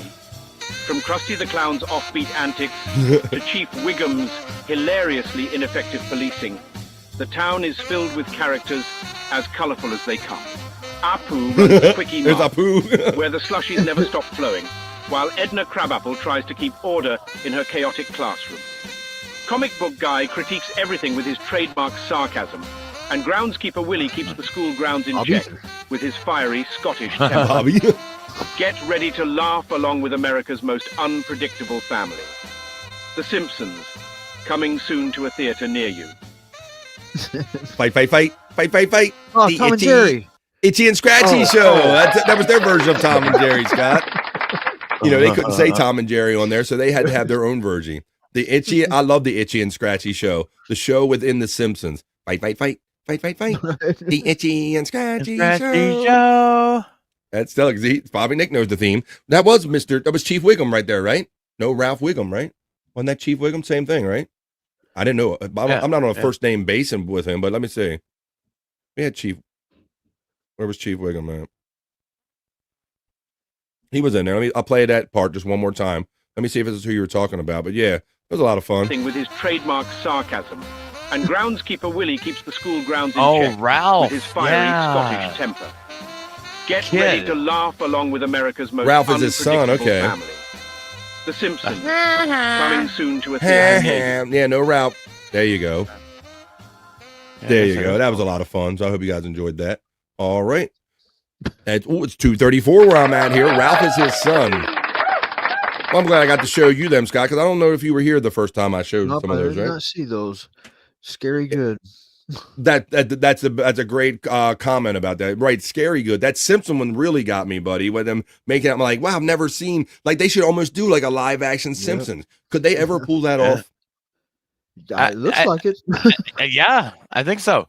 You know, I know that was all fake. You know, that was AI, but fuck, man, I would go see some of those movies for sure. Exactly right. I think maybe we might learn from this, and Hollywood will probably learn from AI. Is that some of this might be? I would like that a Simpson one. Like I said, I'll go back to that one again. It was the most intriguing because they gave it that real world feel to it, and that's something we've only ever seen animated before. So that's what I liked about Had that. some one. adult content in there. Some rated R Scooby-Doo. Got it all in there. Ralphie. Hey, Ralphie. Hey, Ralphie. Ralphie is my favorite, says Stacey Allen. Well, you're my favorite there, Stacey Allen. All right, let's continue on here with the vibe. We got some other stuff to get into. I think I had a couple pieces of that. Let me look in this folder now. I'll go back to that one later. Backtracks. All right, well, why don't I do this? All right, well, I've kind of made them wait long enough. Guys, this is your chance. If you want to go off screen, I understand because, you know, we are at 2:36. We're 36 minutes into hour number 3. So I got to fit in this segment in at some point. So if you got to go check yourself before you wreck yourself or hang out, I understand because this segment isn't for you guys. Hell, it isn't even for me. And Scott, I don't know many times you've been here since Stacy reinvented this whole segment. She now calls for the ladies juicy man meat, right? Yeah. He hasn't been here for that. Well, it's your choice whether you want to, you can say or you can go, but either way, it's going to go down because I got to hook up my ladies with some juicy man meat. Here we go, ladies. Juicy man meat. Be upset the most, that's no lie. We hit a party time and everybody. Juicy man meat. Juicy man meat. Go get your straight. Yes, it's true. Get the party started. It's just for you. What is up? It's time, ladies. Scott's got something for this. He's gonna keep the pink. Oh, it's your cigarette effect. How you doing? Special effect. I think he might be right about what he called you, George. Whatever. Let's see. Let's see. This segment is for me and Jen and Tiffany Washington. It's JM. It's trending. It's juicy man meat. It's the Reverend. You're not supposed to be using those. Oh, wait a minute. 1, 2, 3 for the ladies. Just do it, says Popkey. The string broke. LOL. New special effects. Those special effects aren't very special. You got to go back to the drawing board. And Tiff and Kathy, they've got the lady count in here. But there's might be a couple guys that like this too, but I don't.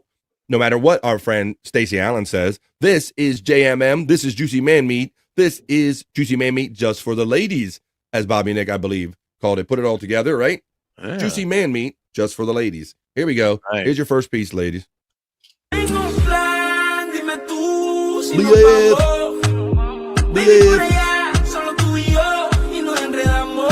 Copyright music, BF.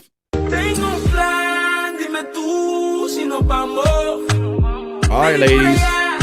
There you go.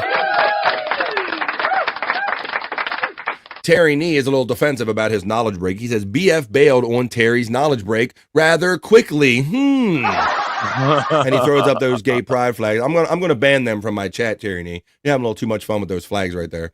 Let's see. That's right, Stacey Allen. 8 out of 10 says Stacey Allen. Build the wall and deport them all. He don't want any of them here for lots of reasons, for their sexy reasons or not. That's okay. Hang in there. And don't forget to use your emojis, ladies. Oh, Jesus. I don't know, guys. This isn't for me, and this isn't for you. It's in your face. It's Juicy Man Meat. It's got an ass cheek right away. Ass treats, Bobby Nick.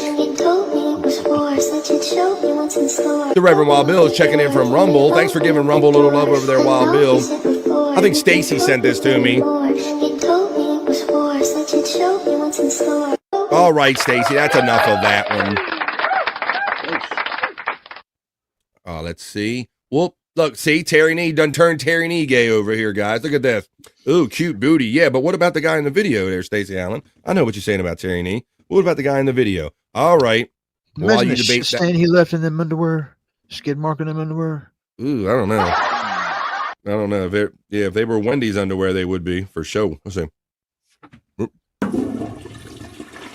Whoa, Tiffany Washington got some high standards. She's throwing a 6 out of 10 over here. Don't forget the ladies. Oh, make America American again. The Reverend Wild Bill is throwing out the emojis, the eggplant emojis. That's for penis here in chat, folks. Oh, Scott's waving the American flag, and we continue on as we start this next one for just the ladies. Juicy Man Meat. Here you go, ladies.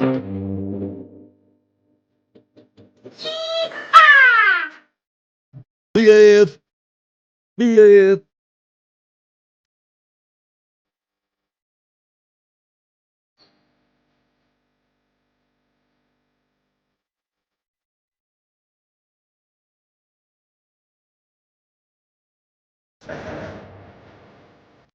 There you go. That's for you, ladies. While that might be for you, this is for me. Thank you, Popkey, for the most colorful and generous $5 super chat. $5 for the ladies, Stacy and mostly Kathy, because she told me to. Well, there you go. I'm glad that's whatever works. Thank you very much, Popkey. Thanks for the 5, buddy, and thanks for your fun, man. I'm glad that you're back in the chat after traveling. Hope to see you more often. Thanks for the 5. I love cowboys. 10 out of 10 says Stacey Allen. Yippee-ki-yay, says our friend. Well, Bill, you're way too into this, buddy.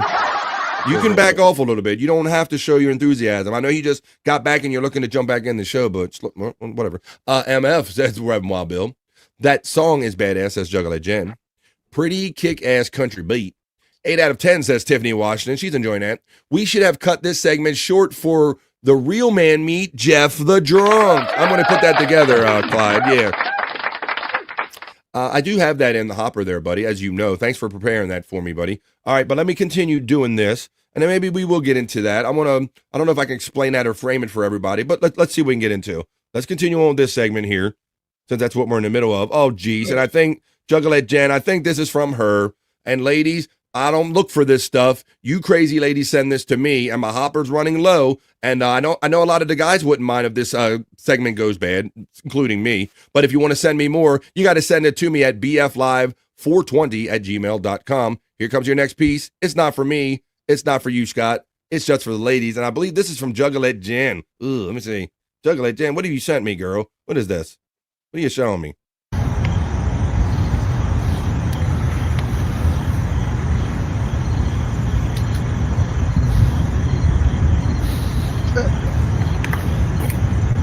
What the hell are you sending me? Reverend, you're telling 3. He's rating them. He's using Tom Gully Poos. Wait a minute, that dude's got some tattoos, man. What the fuck? Got like a tattoo and a thong going on there. I don't know what the hell's going on there. All right, ladies, give it a rating. Give it a rating. All right. And then let's continue on. I have 2 more pieces, and I'm literally, guys, I have no more juicy man meat in my box, so we might not even do this segment Monday. So don't even worry about it, because it ain't for you anyway, and it ain't for me. This is the next to last piece I literally have in my mailbox, ladies. This is your juicy man meat.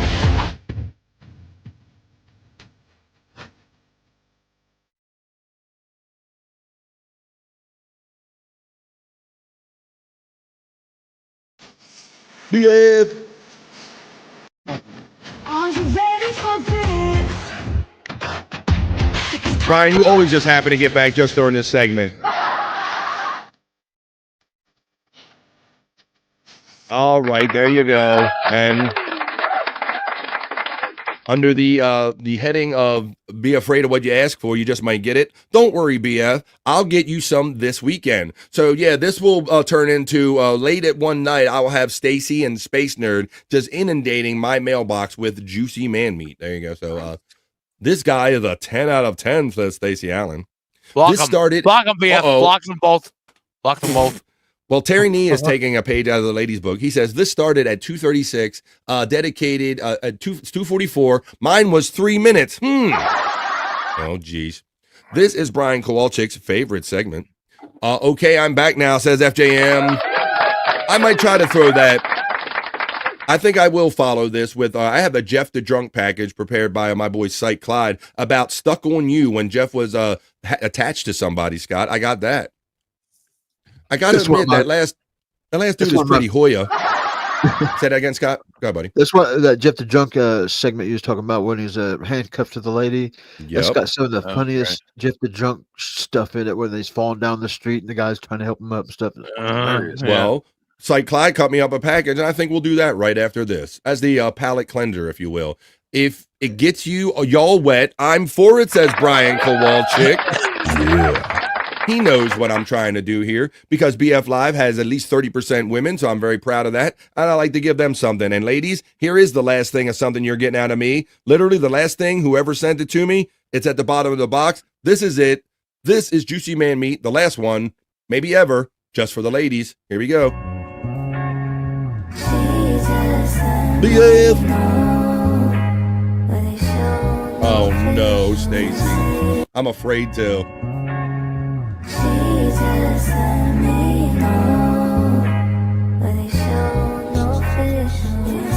All right, that's quiet enough of that.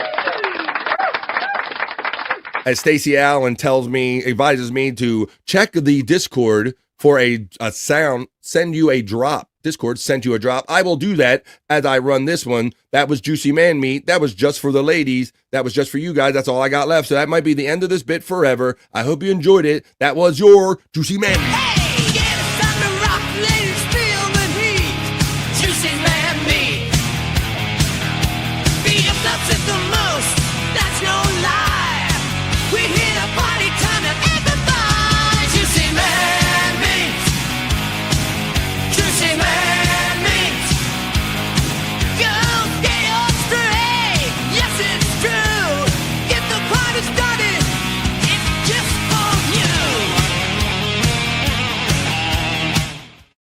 Got the late ratings coming in, 9 out of 10 from Tiffany Washington. Our friend Articulate John checks in on a Friday afternoon and says he's never had a carb. Brian Kowalczyk says, those were private photos, Stacy Allen. You weren't supposed to do that. Oops. Sorry, Brian. I wanted to share it because it was so sexy. And FJM says it already jumped the shark. Well, let me check in here because I got messages from multiple friends. And let's see. Let me go where you send it, Stacy. Where are we talking about? We're talking. Look, I need, oh, there it is. I need show page in red. Here it comes. Oh boy. Here comes the soundbite, guys. I don't know what it is, but I'm gonna play it. I love cowboys.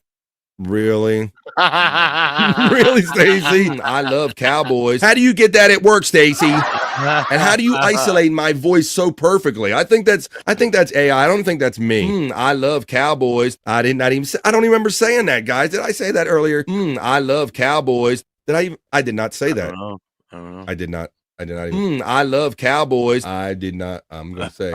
But there it goes. I downloaded it and it goes right into the hopper with everything else. Oh shit, Stacy. Thank you in air quotes. I think. Let me see. Close that up. Let me close this up. I got shit opening up on me.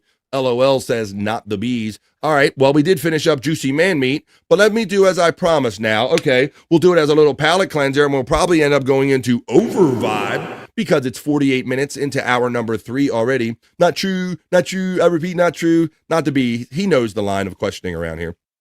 Oh, I thought I heard Blocky Fran say he loves cowboys. It's not true. I repeat, it's not true. Let me see. Got to refresh this in the settings. Oh, not in the settings. Got to get it in my soundboard right away. Refresh. What did you call that? I forgot what she called it already. All right. I just go back in the Discord and play it. Oh, she called it BF Cowboy or something like that. Let me see. See where it went. BF Audio. Shit. I have this one. Oh. Bobby Fran is the most talented blocker I've ever met. Oh, yeah. That's not true. Not true, but it's old. Oh, yeah. Here it is. It's a, I love cowboys. Not true. It's BF. I love cowboys. Not true. I repeat, not true. Let me see. We got food for your stream elements. Oh, wait a minute. What's up there? Popkey said, oh, look at that. Juicy Man Meat. Juicy Man Meat membership, milestone chat. Here's to many more. Thanks, Popkey, for being a member for 4 months and already super chatting me, bro. I appreciate that.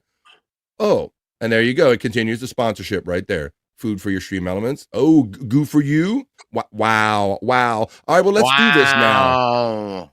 Wow. It's time to look. Wow, Bobby and Nick hits the best wow. But it's time to look at, let me find up here. Let's do the Vibe Whack package. All right, folks. So I'm going to set this up. Because I realized, Scott, that not everybody is from our Howard Stern universe and grew up being fans of Jeff the Drunk, right, buddy? Right. I missed it. So let's explain Jeff the Drunk. So Jeff the Drunk was a whack packer on the Howard Stern show. He was famous. He has drunk in the name, so that's really all he was famous for. And Scott, I was telling people the other day, what's that? The one arm, he had the one gimp arm. Exactly. Tell everybody you remember how that happened to him?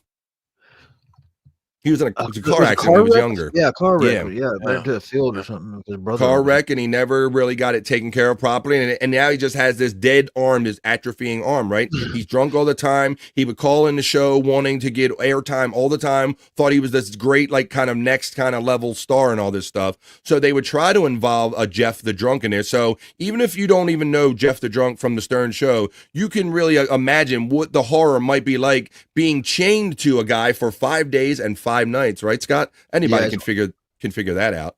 Always coughing up phlegm and yeah, he stings. He's got one atrophied arm. He constantly drinks all the time with his good arm. He's slurring, spitting, falling all over the place. He was a whack packer on the Howard Stern show. So now with the Vibe Whack package, in conjunction with my friend Cyke Clyde at Cyke Labs, I now present to you. Let me find it in my folder, in my Cyke Labs folder. We are going to watch Jeff the Drunk from the Howard Stern show. This is BF's Whack package, Stuck on You. Let's go. Oh, let me hit it open. Hit on cue. Now it'll work better.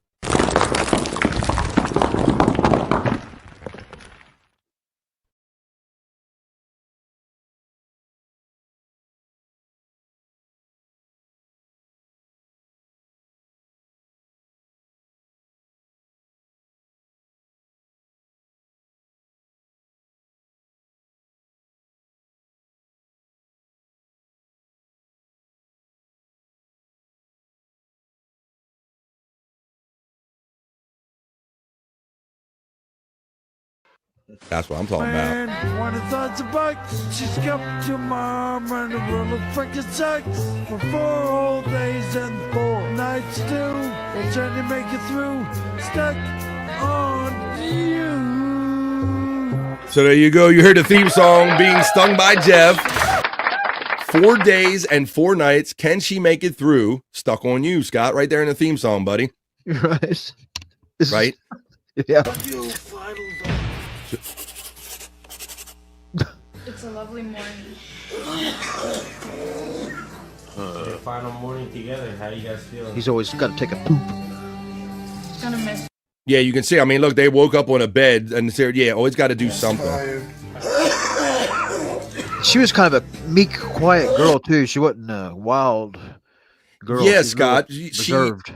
I remember that feeling that at the time too. Like, wow, most people of a Stern Show fans should have known what they were getting into by asking to be a part of this. But she seemed very shocked and put off by like basically everything that happened during this entire thing. Whatever the prize was, money or whatever it is, she really needed it. Uh-oh. Yeah, she must have. And I think he says it in the theme. Was it like $1,000 for 4 days and 4 nights or something? I don't know. Is that let's see if they talk about it here. And Cyke Clyde will kick in. But look, he's trying to smoke, drink, and do all his stuff, and he's only got one good arm in the first place, Bobby Nick, right? He's got the one good arm. Let's check it out. Having my morning coffee. I'm having my morning. With the cigarette. Have a bowl. So they're heading to the studio. This is the last day. Oh shit. $20,000 courtesy of Stuck on You contest. Hold on, what was that? He said 20? It's amazing What did he say? that this woman Jen made 20 it through. grand, I was just reading a note from With the cigarette. Have a bowl.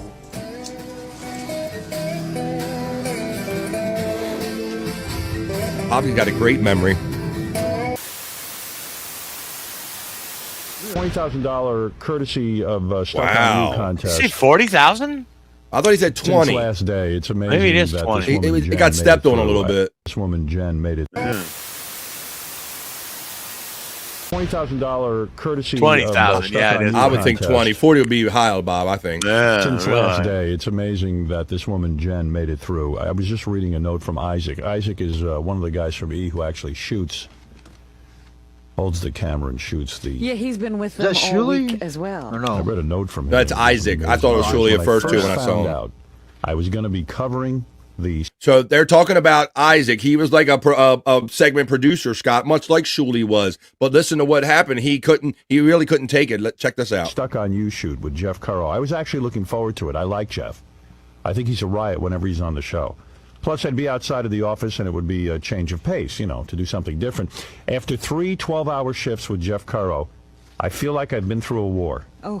Following Jeff Currow around New York City is like riding a bull in a China store.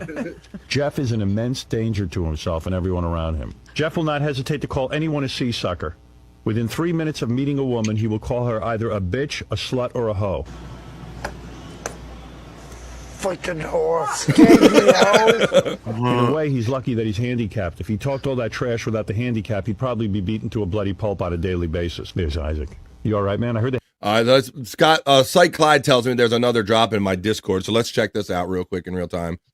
Lick it like a lollipop, baby. Also, it was true. I do love cowboys. Now, wait a minute. That's totally a voice clone. You son of a bitch. Lick it like a lollipop, baby. Also, it was true. I do love cowboys. I did not say that sequence of words in order. We will continue. Not true. Sounds I like repeat. you. Not Sounds like true. you, BF. I don't know. It's slanderous. I had to pull you off. You were getting so affected. So yeah, Isaac was so traumatized. He was the segment producer, Scott. He was supposed to do like Shuli did in the Crapathon, the Craptacular or whatever. He was supposed to be here and document it. But listen to this. This man got horrified, and he wasn't even the one chained to him. It was beyond reality. You mean he can't do it anymore? It was too real. We took him off. You're kidding. You know how in Vietnam sometimes they had to pull you out? Yeah, he's in shock. We had to pull this kid out. It was too traumatic. Ooh. Couldn't deal with it. Saving Private Isaac. You freaked out, I heard. I was completely like broken down mentally and physically. Well, anyway, today is the last day. I have some tape from yesterday. So, they were here for... I wish I could have, I know I couldn't have stood it, but I wish I could have seen several hours of it myself. Yeah. It's kind of scary because as soon as he leaves like an apartment. Can you imagine, first of all, guys, can you imagine any Hollywood studio nowadays, 2025, putting up $20,000 for a contest of this kind of nature, Scott? No, definitely. Well, all the mishaps that happens to it, they just wouldn't allow that stuff. It gets crazy. A major Hollywood studio. I mean, they have their name repeatedly put on this. Put up 20 grand. Say, here, Howard, just spend 20 grand on one of your wacky bits, and this is how it ended up. You never know. It's a time bomb. He doesn't have like that sort of. He has no fear. All right. So yesterday, after Hollywood Squares, I guess they were hanging out around here, and Jeff immediately had to get weed. like you So say. now Jenny's got to go score with him? Yeah, I don't know how, or he had weed or whatever. right? He had some weed. Yeah, he had a. He bowl, bought a bitch. supply. He bought a bowl. Look at my bowl, bitch, Doug. You're right, Stacy. They were handing over money, record companies, everybody. And I was like, I'm out of here. So he's smoking right after Hollywood Squares his weed. And then he goes into one of his coughing fits. And when he does this, he has no they did regard Hollywood for the Squares fact too that someone together. is shackled to him. You know, their arm is going up in the air and flailing around. It's unbelievable.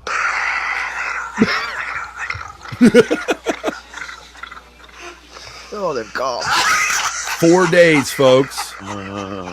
4 days. Days and nights.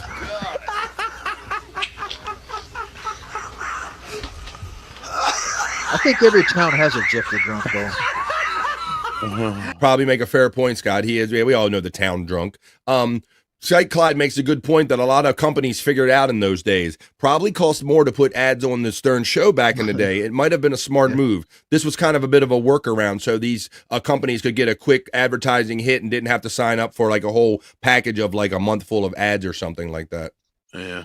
Oh, Artie. I can't. I'm You gotta cough the glove, you little bitch. Oh, he's not done. No. Oh, no. Oh. We can have it up for a week. You call for a week. Oh. He's asking about the E-show. We can have it. Thank you, doodle-doo. Keep coughing like Let's this. go, baby. You little bitch. Seriously. Is he worried there won't be enough shows? So can I? He's talking like an executive. We're looking at a week. Well, then... I loved when Artie would do his impression against him, Scott. That was the funniest. But you could hear he jerks so fast that Jenny just collapses and falls down on the ground. Oh, no. She doesn't even realize that she's attached to him. Hey, you know what? When I went to Las Vegas, I got totally drunk on. Speaking of shots, I gotta take a shot. Watch this. Look at this, Scott. Watch. Look, Bobby Nick. To Gary and Wendy. I'm sorry, to Gary and Wendy. Wait a minute. Wait. Just pulled on the floor, Scott. Wendy was there. Come on, bitch. In the background. Gets that she's tied in. Gary the retard even knows to wait. Hold it, Jeff. What do you think? Look at the temperament on her. She just got dragged to the ground, and what does she say? She just screams for a second. Ah. Yeah, she's like, She doesn't say, "What are you doing, you He idiot?" just puts up with him. So then Jeff goes out again. This is like every night he goes out to a bar. Yeah. And he'll be sitting there. I better pause this every now and then so I don't get hit. Me and Bob got nabbed, Scott. I don't know if you saw it, but Bob was nice enough to let me go behind the wall with him on the Levy-verse, and we did the Ronnie roast, brother. Yeah. I knew you was doing that. I didn't get to see it, but I knew you were doing that. And we learned from that we should pause more during some of these because Sirius might want to pull this off of the air if you don't pause frequently. That's how bad it smelled. Wendy never missed a Holly Weird Squares, says our friend Popke. That's another thing we might have to pull up, Cyke Clyde, a good old Holly Weird Squares. Welcome to Overvibe. Jen lets us know at 3:01. She was excited to be the first to let us know, folks, that 1 minute into hour number 4, 3:01 here on the East Coast of the United States. We're here. It's official. It's over.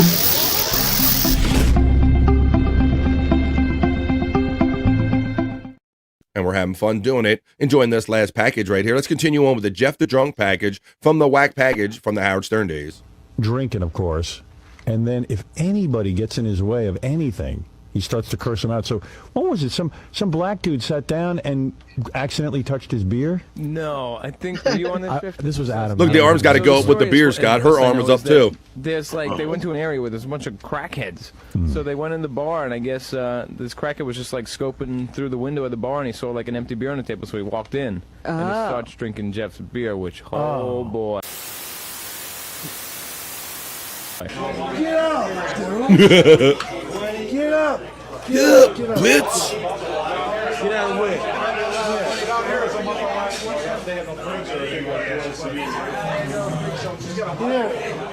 I don't want that.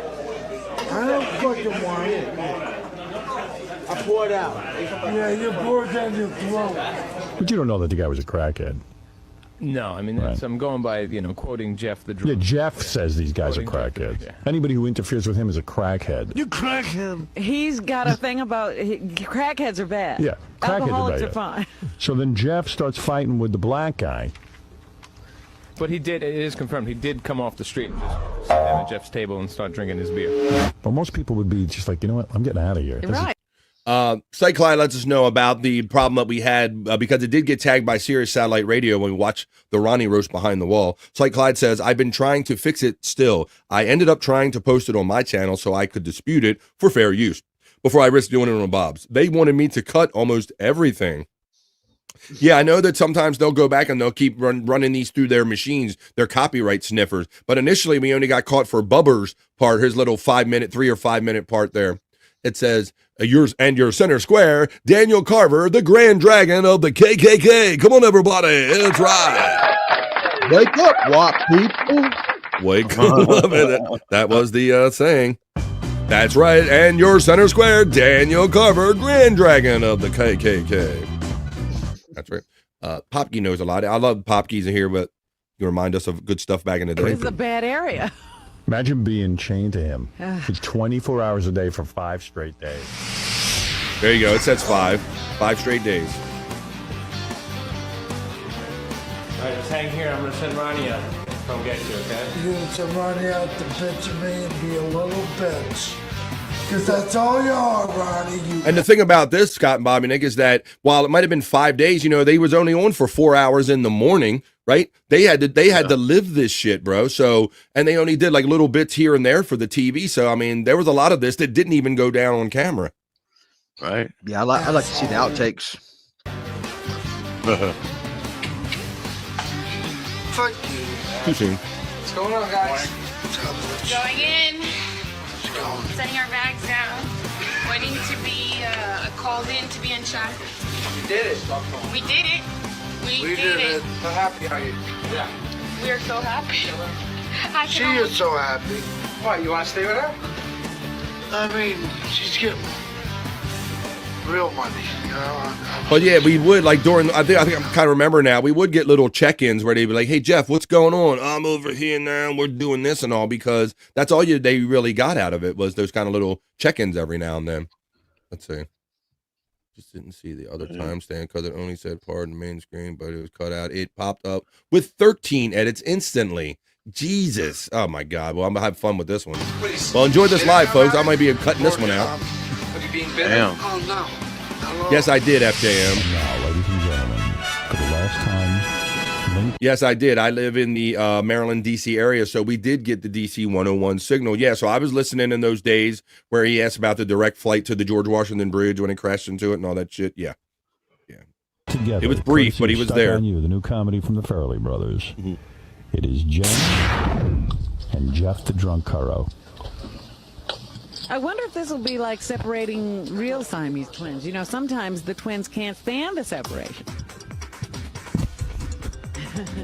They are leg shackled as well as hand shackled for the final moments. Time. As they saunter in. They've learned to get along together pretty well. They know how to move. Good point, Cyke Labs. Thanks, buddy. This was still the K-Rock days, so I might have a chance here, guys. Cameraman on the E crew. He said, yeah, because you do forget that he did start getting his way, Scott and Bobby Nick. I remember he would complain all the time to Tom Chiasano about, I'm a high-end thing. I should be treated like a professional broadcaster. This got this shitty studio. Remember, he never had room for bands, and he had to stuff Metallica in his hallway and all that stuff? Yeah. Remember that shit, guys? That was crazy when Lars was in the fucking hallway and stuff. Yeah. I mean, he never had no proper setup, but near the end, he finally did when Mel Karmazin finally got him hooked up and they went to Xfinity and all that stuff. I think he finally did start getting the better studio and the hookup, and then a great studio when they switched over. I started listening to Stern on Sirius during the Artie years, but I have studied all of the old stuff religiously. There's a scholar, a Stern scholar here. Let's continue on. Use of human beings on the planet. And he didn't do it 24 hours a day. He just did a shift. Isaac's memo was nothing short of horrible. He's a little bitch. It was actually eloquent. That mother effer. It described how horrible it is to live with Jeff. It brought us into the horrible world of Jeff Curro. It's amazing to see how two people can sort of get along after a few days together, because I already see that they have like a little thing going. Yeah, they have a way. Yeah, here's what happens. It's time to get up. She immediately reaches into the bag, pulls out a beer, and hands it to him. Then it's her job to stand up and pull Jeff out of the seat by the handcuff. I'm a good Samaritan. Jen, can you describe this experience for us? But let me just say that Please get close to the microphone where all of America waits.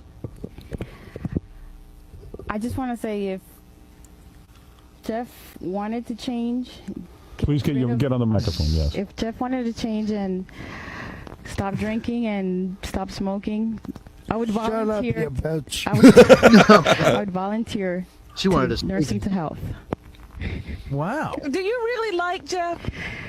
Once you get to know him, he's a great guy. I mean, I don't understand what the problem is with all you people. What? Can you believe that shit? That she got Stockholm syndrome. Yeah. Let me ask you something. You saw Jeff vomit. You smelled Jeff. I didn't vomit. You saw Jeff get into fights. You saw Jeff pass out in the middle of the street, and you could say, "What's wrong with us?" Take your hand off that mic. Yes. And what do you mean? What's wrong with us? You had to have been. You said yourself you threw up while attached to him. Is this hostage syndrome? I think it is. It's that Stockholm syndrome. Yes, syndrome. There it I is. think I do have that. You think what? Tell me. Are you in love with Jeff? No. Are you find yourself falling for him? No. Are you going to be worried about him when he's not attached to you this evening? No. He fell for you several times. I know that my arm, my right arm is going to feel fell for you. like different. Right. You're constantly attached to him. Has this been exciting? Look at the drinking. Jeff, do you realize when you drink, her hand has to go way up in the air? You don't even give her a warning? No, he doesn't. He doesn't realize. I consciously made half of my body just like be not his totally, but Can you imagine be so out of it, the guys, that you have a person literally chained to you and you have no idea, it slips your mind from time to time. Let's see. Popke says that K-Rock doesn't exist anymore, but Howard owns all the archives. I'm not sure if Sirius would have a piece of that. And it's very interesting. You guys remember the story how Howard ended up winning his rights to his old catalog, guys? You remember that? Yeah. It's because they when he did that thing with the candidate for being governor or something, they put too much of his information out there, right? He was like doxxed or something. I think CBS or somebody, they put too much of his information out there and he ended up suing them. And the result of the lawsuit was, hey, if you give me my tapes, we're all good and settled. That's how it was settled. Yeah. Yeah, and I remember him bitching. I remember him bitching about having to bake the tapes in the oven for a little bit because like they're old. And that's what you have to do. Really? You have to bake them in the oven to get them to work again. Wow, I didn't know for a little bit. Yeah. I didn't pick up on that, but I remember when they were leaving. He said he had like 5 ovens or something like that. Really? That he was baking all the tapes in. Yeah. I know they go back to those tape days, but I didn't recall that, buddy. I didn't recall that little detail. That's neat. The bartenders soaked Jeff with seltzer, and then they 86'd him out of the one bar they were in.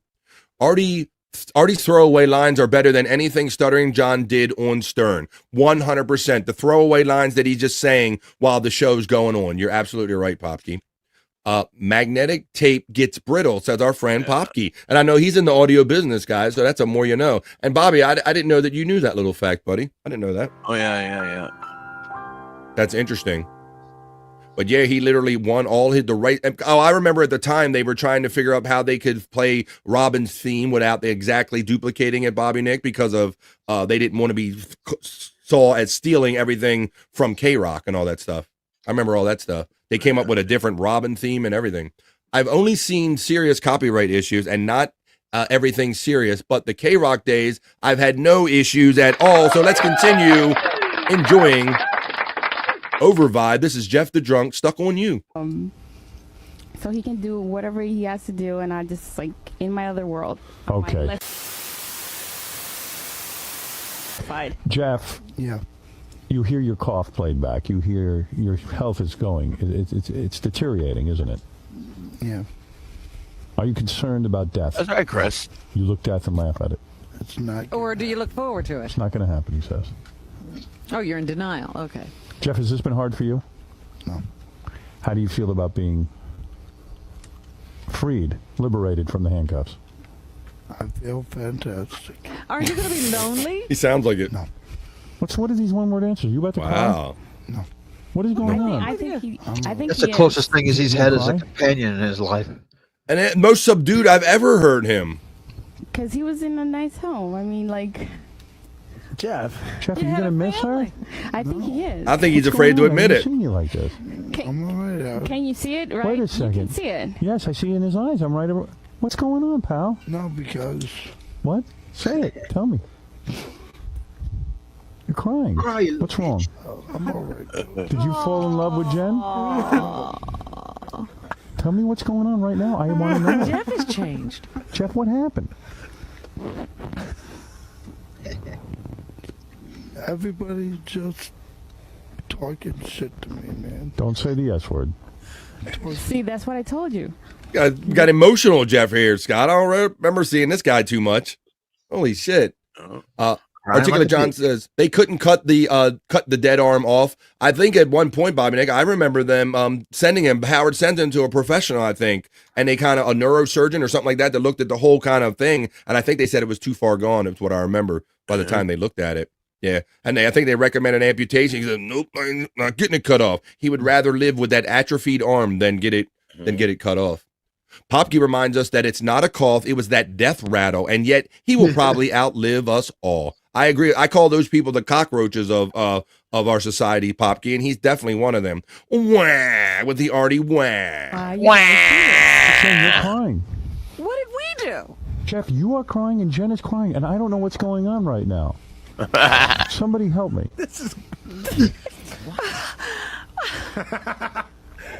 Jen, why are you crying? Why is anyone crying here? Jeff, why is anyone crying? Ain't this funny?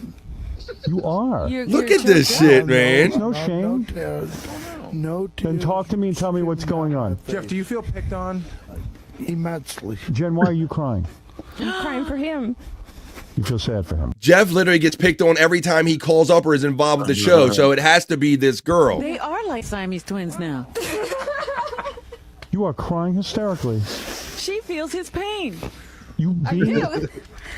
Tell me about it. Tell me his pain since he can't articulate it. Stockholm Syndrome is real. Well, the first day I know we didn't go out, so I tried to talk to him to see how the next 4 days were going to be, right? Yeah. I knew that was going to be just fine. I even offered to cut his hair the first day, and he said no. He doesn't want any help because since everybody is like rejecting him. And Jeff, this woman is so good to you. She's showing you real love, isn't she? Yeah. He's on my Christmas card list now. Holy shit, this was so freaky, man. She just has his pink eye. Popke says they were going to cut it off, talking about his arm, and then Jason Coppin said, "I'm going to smoke it and eat it," and then that would have been a great bit. You're right, Popke. I love that Popke is in here with these extra brain cells, remembering all of these kind of wacky side moments. Popke, great pools, buddy. That's right, Kaplan. What? Can I smoke it? Can I have the arm and I'll smoke it and we'll eat it on the grill? It'll be delicious. That touches you, doesn't it, Jeff? Yeah. No one is ever nice to you, are they? You never send me a card out. I don't. But this woman has just. This woman is crying for you. Take a look at her. I want you to look at her. No, you're not. You won't look at her. I hear. There's someone who fell in love with you. And, I think the thing we're missing here without all the weekly check-ins, Bobby, Nick, and Scott, is that I kind of remember that we could hear the torture throughout the week. It was like, okay, we're here now and we're doing this and we're trying to do that. And I don't know that that's all depicted the entire week. I don't think it's depicted in this little package right here. But I remember feeling sorry for him. Like, wow, she's still like strapped to this asshole. Yeah. I remember being kind of crazy, Bob. Yeah. Right. Let's see. Jeff says. Same time. Cyke Clyde says, Jeff can only make women cry, apparently hookers. Girls that even like him, well, only the one that ever liked him. Not the B says, PCL should recreate this with Perry and Juliet. He must have a big harg, no, says Terry Nee. I'm not sure. Let's continue on. And you're still worried about Howard. Look at the person who cares about you. She cares about you. What do you want me to say, dude? Say something. Don't you care about her? You're about to leave her. Say something nice to her. If you can bring yourself to do it. Look at her and tell her what she means to you. I'm thankful to Jeff because if it wasn't for him, I wouldn't have the money that that I need. Oh, that makes sense. That makes sense why she's crying, because she's going to get paid. Let's see. Another great bit was Howard chewing out Gary for putting Jeff the Drunk's Christmas card in his bag instead of a photocopy. Yeah, I think kind of us guys, as fans, remember that Howard was quite anal about that stuff. Like, he didn't want to be put in a position where he was forced to handle somebody's outside dirt, or maybe have to acknowledge, like Jeff, when he could have just easily avoided it by Gary being the one to be the intercepting of the mail. I do remember that funny. 1000% Popke. Let's continue on. Don't play. Come on. Enough with the feeling. Two have gotten very close. You two have gotten close. You have made a friend, haven't you? I made a friend, Howard. She doesn't even like it when we pick on you, Jeff. Jeff, I think we all expected this to be her coming back going, this has been 5 days, get this motherfucker off me, I can't stand him, he's gross, get him away from me, and then this is what we got. This was crazy. It's been good to you. You think they've ever seen each other again after this? I wonder about that, Scott. I was sitting here wondering, like, I wonder if today, if they even know of each other. Why couldn't I have something for myself? Maybe things could have been differently. And look at this woman. She's the parent you never had, isn't she? My mother's good to me, too. But look at this woman. Yeah, his mother. But do you feel I've heard him love? talk to his mom. He's a great Wow, this is son. before Jeff's mother feel died. love That's a now? long time ago. Yeah. This is amazing. He's a great son. Yeah. Wow. He always. I asked. Then I'm a terrific son. You're incredible. I am a good son. You're a good son? You stay home and drink all day and smoke weed and don't work? Come on. Still a good boy. Hey, she just said that, Clyde. You generate no income. Christmas card list. All right. It has nothing to do with income, you know. What is this face you're making? Are you going to throw up? Your arm's hurting you? All right, let's unhook them. Oh, he's got feeling in the arm? I don't even want to see him unhooked. Look at this, guys. So, I yeah. think you should stay hooked. Jeff is going to lose here. I think Jeff is upset that he's getting unhooked. I think Jen is. Jen, are you upset you're getting unhooked in a way? No. We all have to, you know. Will you stay in touch with Jeff? You know what this? You know what this reminds me of? The movie Swept Away. You brought out the heart in Jeff, and Jeff's brought out the heart in you. What a fabulous Christmas story. Yeah, he would pound on a story, Popke, until he. I don't even know what's happening. I don't either. They couldn't avoid it in that pressure There's cooker. tremendous tears. Oh my God. Does it feel good to have the cuffs off? Well, finally. Now let's watch how they sit now that the cuffs are off. The burp of freedom. Well, look, she can clap her Jen, hands. Let me reward you now. This check that Baba Booey now holds up represents $20,000. Holy shit, Stuck guys. on You that opens today, the new comedy from the Farrelly And Stacey brothers, Allen starring is Anthony right. Hopkins, These Ricky sponsors Gervais. threw this money at this show left and right back in these days, guys, didn't they? Yeah. All the Yeah, they man did. groomers, movies, TV shows, anybody. Everybody. Very good reviews, by the way. And you know firsthand what it's Just like. throwing money at Howard. Please, Howard, do a contest and promote our movie with $20,000. Here you go. That's right. Yeah. Will you go see the movie Stuck on You? Now that, Of course I will. yes. $20,000. How will you use the money? Well, first of all, like I told in the beginning, I will use the money to get my husband to see a doctor, and I will also buy some furniture. As you might have seen the footage. Yes. I don't have any furniture. And Right. Jeff, But yet you're Jeff broke one of my chairs. One of the few chairs you had. Jeff. I Nice. only had 2 chairs left, and I was down to the one that he was sitting in. Right. And your son got along with Jeff okay, huh? Oh, Uncle Jeff. yes, Uncle Jeff. See, I would love to know that, Scott, if do you Uncle think Jeff is you still a wanna Stay in thing. touch with the family. Sure. You'll come visit. Oh, yeah. Oh, good. Okay. Oh, boy. Wow. Well, Jeff, It's amazing. congratulations to you. Thank you.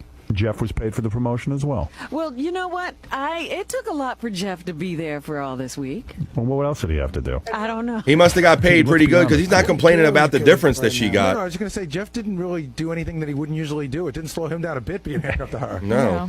Not much. Not much. Just went along. I saw a pool. You did?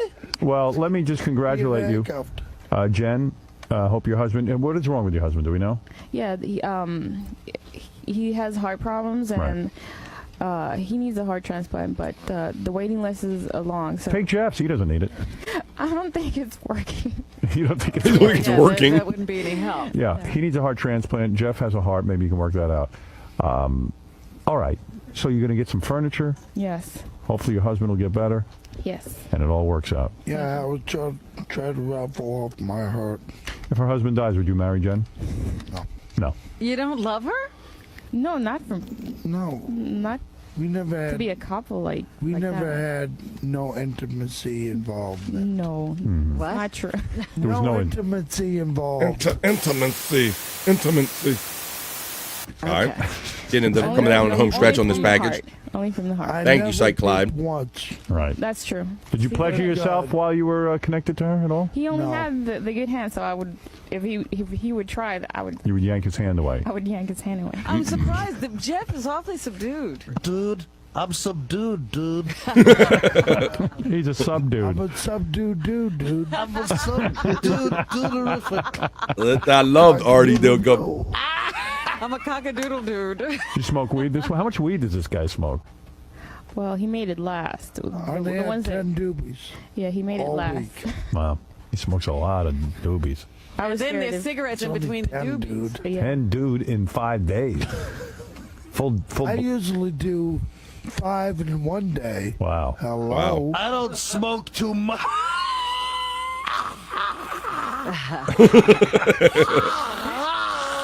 You're right, Pop. You fucking I never got a Artie. card from you, Howard. I didn't Hey, either. don't feel bad, Jeff. Neither have we. I'll still be waiting in the mailbox. All right, you two kids. January Congratulations. 1st. Yeah, Jen, good for you. 20,000. I know you need it badly. And thanks to Stuck on You. And thanks to Jeff, the drunk Huro. I think Jeff and Jen have to understand that we do like Jeff. Of course, that's why we have We him love here. Jeff. But Okay. Jeff is a pain. He's He's a different. pain in the ass. Okay, He's you high have to have maintenance. a little more patience. I already got kicked out. What? Yeah, we sure. got a show to do. We'll never get on Honey, I that. got a life. I got my own problems. All right, good luck to you, Jeff, and I know we'll be hearing. Hope from you guys are having fun in the over vibe, joining this Thank vibe you. whack package. All right, Congratulations. Thank you, Robin. Okay. Thank I'm you, gonna come. Howard. Okay, Thank I'm you. gonna. I just want to. Oh no! We had a whole segment for you to say something. This ain't You know, nothing good you for mad. You me. cried like a While baby we the were whole time. talking I to want you. to say one thing. Go ahead. Robin, Yes. Merry Christmas. Thank you, Jeff. Merry Christmas. Merry Christmas. Merry Christmas. Merry Christmas, Artie. Merry Christmas. Merry Christmas. And Merry Christmas, Pansy. Stacey Allen is right. No, it's a Jeff Curro Christmas. It's a Jeff Curro Christmas special. Stacey Allen is right. Just to make it more Christmassy, Tom just let me know we have a new sponsor on the show called the Door Store Furniture. They're going to give Jen $2,000 worth of furniture. Wow. Damn! 20K and $2,000 for extra furniture. Stacey Allen is right. Look at this. That's touching. That's very nice. The Door Store with another $2,000 there. Wow, Jen. Why do you keep saying that, BF? You too. So, Stacey Allen is I'm right. thankful for everything that I've gotten. What was she right about? It's like the best Christmas present ever. Everything. Yes, I did. I mean, being Look, she on looks the show, free. She looks like a Howard, different person. guy, the whole wide She world. looks like a different human being, Scott. Robin, Like I she's love you. functioning normal. She. Thank you, Jeff, for putting up with me. I mean, like, Oh my God! He didn't even know you were there. say, I'm ready to go home now. Oh my God! I'm ready to go home now. You know, I've never seen Stacey her on that Allen is side. right. She might have a Get bigger to see tit. my other side now. Jenna was pretty Stacey cute, Allen. yeah, especially for Being on this Jeff. side. Oh my God. Jenna. There's that atrophied arm, y'all. Here. Whew. Wow. Guys, Yo, what happened in there? none. Just talked about our time. Just talked, really. You both cried. You didn't see one tear coming down this face. You little we did, bitch. you Yes, he lying did, bastard. Bobby. He got like a little bitch, doesn't he? Why are you so You little bitch. That's the way I am. I'm a very emotional type of guy. You little I can't help bitch. it. Jenny? I'm just the same. I mean, I'm glad I went on and did the show. Well, congratulations. You won 20,000. Congratulations. You made it through the whole ordeal with Jeff. Jeff? Yeah. You were a pain, but congratulations. Thank you. Jeff McClick, just for you, bitch. Mother effer. There you go, folks. That was it. I hope you enjoyed it. Looking at my package, that was the Vibe Whack package.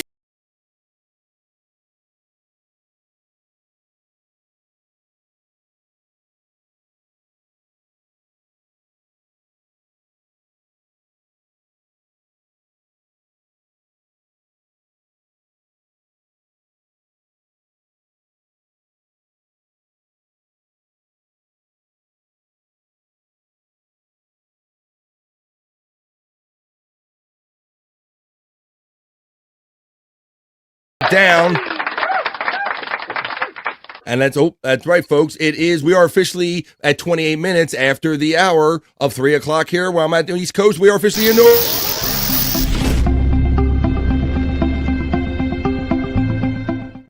I gave you a half-hour extra show today. I hope you liked it. Thank you. Thank you to my bro and cohort, Cyke Clyde. That was a Cyke Clyde BF Live, the Vibe joint right there. Haha, Cyke's produce guy. Wait a minute, because Cyke says, Stacey Allen said that BF likes man meat more than anyone else, and he just said that Stacey was right about everything. Stacey Allen is right. That's not what I was talking about. Haha, Cyke Clyde from Stacey Allen. Popke says, Jeff's tear ducts haven't worked since the car accident. He's a dry crier, you little bitch. Cyke Clyde says, I believe that was just what he said, Popke. He doesn't have any emotions to cry. Stacey Allen says at 3:29 on East Coast United States, off to a meeting. Thanks for another great show, BF. Have a great weekend, everyone. Thank you, Stacey Allen, for your participation, your vibe, and your many contributions to this show. Thank you, Stacey Allen. Enjoy your meeting and the rest of your day and weekend. Not the B says, good show today, BF. Have a great day, everyone, and happy Friday. FJM says, thank you for all the compliments, guys. Great show. This is chat family. This is love. Thank you, Cyke Clyde. Thanks, everybody. This has been a great week of shows and a great fun show today. I hope everybody had fun. All right, it is Friday, folks, so let's frame the day. Let's frame the weekend, and let's do some plugs and ease on down the road. So I'll remind you once again that it is Friday, February 7th. I hope you have a great week. I hope you have a great weekend, whatever you do. As far as me, I'll be doing replayables tomorrow night at 10 o'clock East on the 100 Proof Podcasting channel with Chris Abels. We're going to drink, smoke, laugh, and joke. And there is some talk that we might start on YouTube and then end up over on Rumble because we got some spicy clips that we're going to show you tomorrow night. So look out. For tomorrow night, maybe not made for YouTube clips. We're going to go over to Rumble. We'll probably cut off the YouTube feed at some point. So join us tomorrow night. 100 Proof Podcasting is where the party starts with Chris Abels and everything. That's where you can find us. Scott, thanks for coming back, buddy. I appreciate it. It's been like a week or so. What are your any last words or thoughts or plugs, buddy, for the weekend? I would like to plug for today the Lunatic Lounge. Me and Bobby Nick and 2K and the guys will be on the Lunatic Lounge on Bobby Nick's channel. But the last time I did a show of him, he was being monetized, newly monetized. And yes, my neck was sore for 3 days, given from all the Bronskis. You're going to from like, yeah. Oh my goodness, you got the neck hurting. Wow, like you're at a Metallica concert, a Bronski neck. All right.